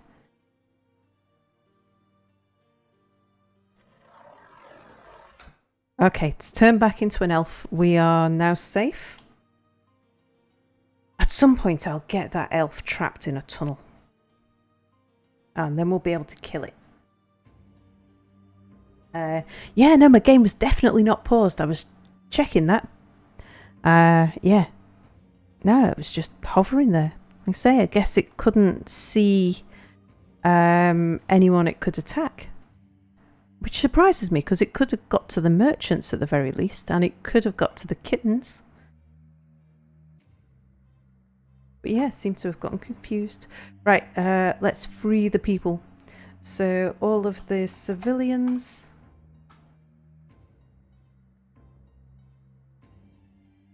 Did I answer about using the mouse to dig stuff? Does it let you do that by default, or is that a mod? Been a while for you. Oh, sorry, I didn't see that question. Sorry. It is. It's part of DF Hack, which is this thing over here, and I have mouse controls switched on. Is it mouse? Hang on, it's part of Lazy New Pack. And I think it's one of the settings. Oh, I thought it was mouse controls. Oh, scrolling by hovering near the edge of the map. No, I don't want... Yeah, no, I don't have that mouse control switched on. Oh, it must... Maybe it is vanilla then. I thought it was something that I had set up in here.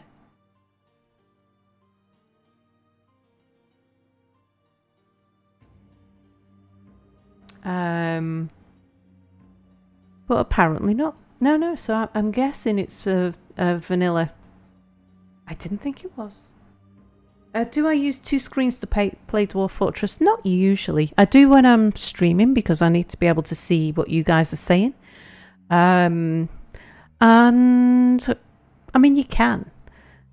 But there's not. The only screen you need to pay attention to is this screen. I'd like to have DF Hack and all of the notifications coming up next to me. I just find that quite helpful. So if I see something unusual, it saves me going and having a look. But usually I just have them all minimized down the bottom. I find that by making my main game screen not interfere with where my taskbar is hidden, personally I find that the easiest way to deal with it.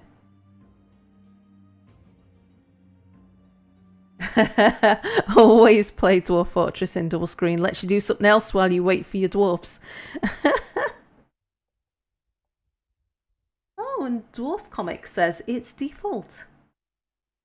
That's the mouse controls. It's default. I've seen lots of people only play Dwarf Fortress, only play it with keyboard, and I presumed it's because they didn't like using DF Hack. Yeah, didn't realise this was actually just part of vanilla. Personally, I find it very useful to be able to quickly scoot over and say, all of that floor that you suspended, please unsuspend it. Go and do it. Go on. Weir Koala has disappeared off into the wilderness. You're safe. Get back on with it. Did I turn the military alert off? Yes, I did. Right. Come on, people. Get back to work.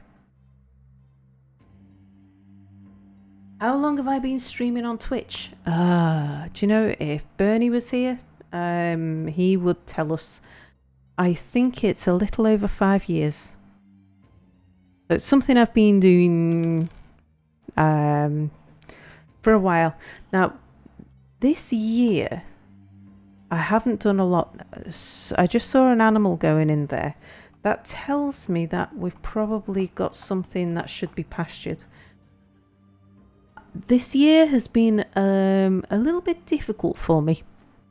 At the start of the year, when I say this year, I mean 2019. At the start of 2019, I manage a team of people at work. And at the start of the year, I'd already lost one of my staff to depression. And then in February, another member of my staff had a heart attack. Then in June, I think it was, another member of staff was diagnosed with liver and colon cancer. In September, another member of staff went off sick with stress. It's like no great surprise. But basically, work went from being a thing that I did to, keep me keep me fed while I streamed to being all encompassing, because I was doing 5 people's jobs all at once, and it just got a bit crazy for a while. But things have backed down, so that's good. I need some sweet dwarf emotes. Still no affiliate. I've not been bothered with it. I looked once at becoming affiliated, and the first thing Twitch asks you for is your tax information, and it's like, it's like, do you know? I mean, what if I make £10 a month off it? Is it really worth it? I don't know. Maybe one day. Maybe one day. Why would Twitch ask for tax information? It's because they're an American company. YouTube doesn't, but they have a different relationship with content creators. Twitch are being extremely clean. They're making sure that when they pay you something, that they can demonstrate that anything that they pay to content creators is being taxed, so that everything's above board. Nobody is cheating the system, because people can donate directly through Twitch. Twitch don't want to be caught out with that. It's because it's considered income and therefore it's taxable. Yeah, and Twitch don't want to be held responsible for someone dodging tax. With YouTube, I don't know how it works now, but certainly YouTube, when it was set up, there was no way people didn't directly contribute. So YouTube itself paid the creators for the advertising revenue. So the records were there, the audit trails there. With Twitch, the audit trails aren't there as much, so they need to feed information to the taxman. What if you're not American? Yeah, or what if you're like me? I am a non-resident alien spouse of America. I'm not a citizen. I don't have to pay tax as long as my American husband doesn't declare me on his tax records. So at the moment, I will never have to pay American tax because I pay British tax. And as long as I pay British tax, I don't have to pay American tax. But if even if you're an American citizen or an American spouse who's registered as in joint tax, the American tax system is hellishly complicated. Then you can end up having to not pay tax, but have to file taxes every year, which is an absolute... I mean, I don't know how America gets by. It's in the UK, something like 10% of the population is illiterate. 10% of the population could not file taxes even if they wanted to. And Tammy's saying, I know, right? That's why I never want to be a tax preparer. And Bone and Black says, I don't think the Austrian is much better. And Pinback says, an alien? Cool. Can you make that thing come out of someone's chest? Donations count as tax. They count as income, yeah. So with something like Patreon, for example, because everything gets funneled through a single source, so Patreon sorts that out. Make sure that if anybody wants to know what your what you should be taxed, Patreon's got the audit trail. With Twitch, it's just a bit more funny because you get money from Twitch, from viewers, from advertisers. It can come from multiple sources. It's untidy. But Mom says the American tax system is set up just so an industry can be made to sort out people's taxes for them. Yeah. That's what I've like in Britain. We never file taxes. I have filed taxes, I think 3 times in my life, and that was because of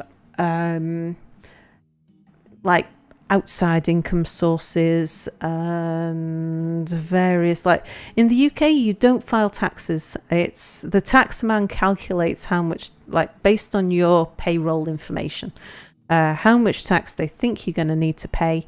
You can choose to file taxes if you want to, which is what you would do if you think you've overpaid. But even then, you don't need to file a full set of taxes. You just write to them and say, I think you've miscalculated because, and they'll recalculate your tax. And sometimes you'll just get a check in the post from the tax man saying, sorry, you overpaid. We overcharged you. Here's a refund.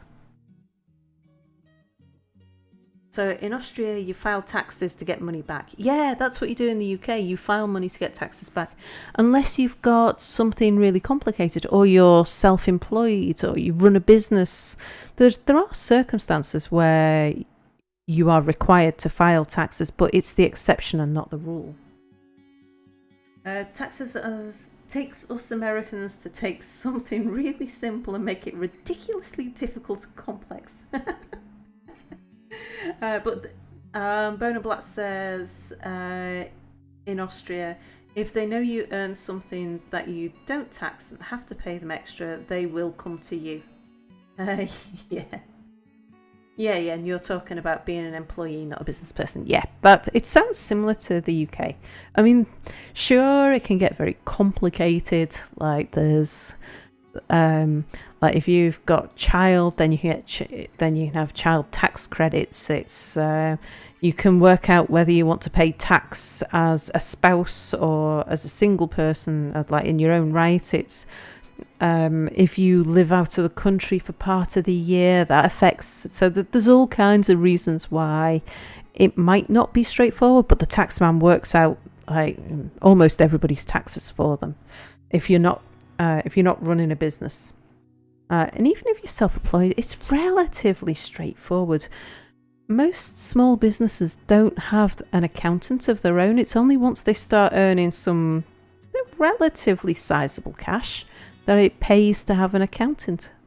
And you've got to be quite wealthy to, as a private individual, to need an accountant, to have an accountant pay to be worthwhile. I was out here because I think we might have some animals roaming round. Let me just check my little zone here. Have we got anything unpastured besides our giant tortoises? A cavy pup and a stray donkey. I really should start butchering some of these things. Isn't tax only automatic if you're in a company in the UK?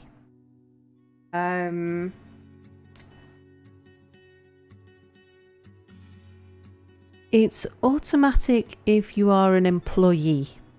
So you might be contracted, you might be an agency worker or a gig worker, or then it's automatic. And that covers like 90% of all people. If you're an employee of somebody, then tax is calculated automatically for you. And that's almost everybody. Businesses still have to calculate their own tax. Dwarf Comic says, government, you owe money. It's called taxes. Me, how much? Government, well, figure that out. Me, so I just pay whatever I want. Government, haha, no, we know exactly how much, but you have to guess. Me, what if I'm wrong? Government, you go to prison. Yeah, it's crazy. Yeah. So anyway, when Twitch said, like the first question that came up was about on Twitch becoming an affiliate. It was about taxes, and it was like, oh, I don't even want to touch it. It's taxes. It's like the last thing I want is to get in any way involved in the American tax system, because I'm on the fringe of it anyway, because I married an American, and I'd rather stay on the fringe. Now, I just want to have a look, see what's upsetting my animals. They all look a bit scared. It might be because they saw the what was it? A weir koala. Yeah, they're not frightened of rhinoceroses. The giant tortoises are in cages. Ah, it's fine. Yeah, so it's fine. The animals are just having a little freak out because they saw the koala, I presume. I really need to make them a bigger pasture, but it's so awkward making pastures on sloping land like this. I'll probably end up sticking it down here where there's a bit of a bigger thing. Mind you, we'll be cutting into the caves soon. And then we'll get cave grass growing inside the fortress. I did finish trading, didn't I? Didn't I? I remember trading with the humans. Did I trade with... Yeah, I did, because I bought a book. That's right. I need to go to the workshops and tell the workshops... not F3, F4, F5. Yeah. Someone in a workshop. I need a rock bookcase. Rock bookcase. And we should make a rock bookcase out of something pretty. Hornblende. Isn't hornblende yellow? I think it might be. Something else you do is create a huge 20 by 20 square and channel 1 by 1 down to the caves for faster moss growth. And you can always just terraform the top a little bit so you can get a flat thing. Yeah, that'd probably help actually. Even just scraping a little bit off the top so that I've still got soil. It's just I've had my miners working constantly on stuff. I would like a couple of bookcases. Yeah, let's not do it on repeat. I'll just tell them. Rock bookcase out of hornblende. Rock bookcase out of hornblende. We'll get a library built soon, so the bookcases will be ready then by the time the library's built. I would like them to smooth this area here. That would be good. We'll get it smoothed and engraved before we put the workshops in.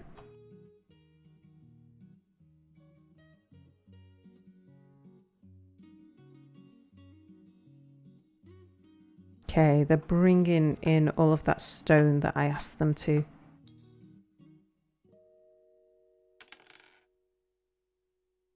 Good.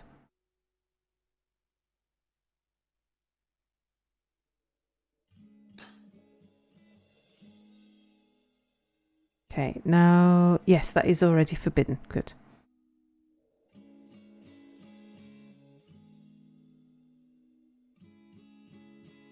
And I think what I'm going to do now is forbid that as well, because there's always a risk that a weird beast will come down here.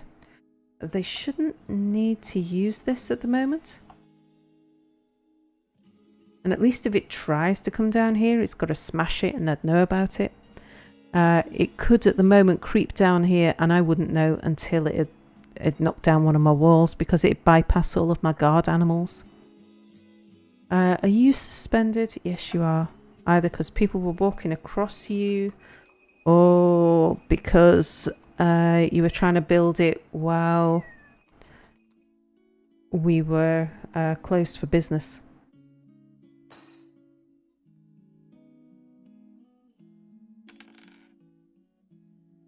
But, well, I've been going now for, what, 2 hours and 20 minutes? So I think I'm going to take a short break and I'm definitely going to come back and start doing a bit more because, well, yeah, starting to get places with this now. Oh, why are all of my children hungry? Although it looks like you're carrying food.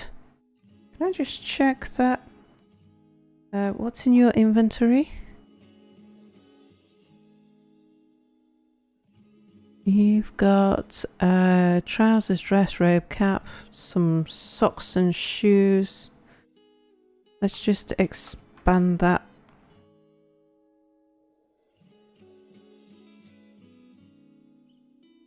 Well, what's the thing you're carrying? Oh, that's suspended as well. Yeah, no, don't suspend that. You're definitely carrying something, all of you. I'm sure it's food. What are you doing? Yo, you're playing make-believe.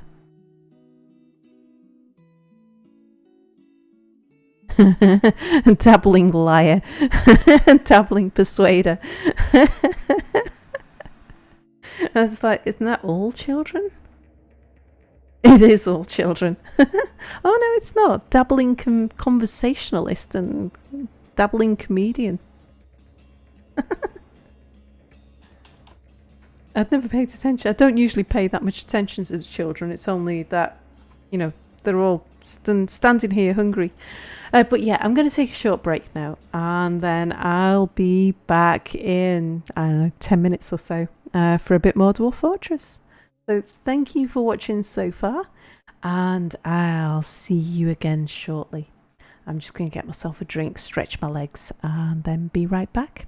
Bye for now.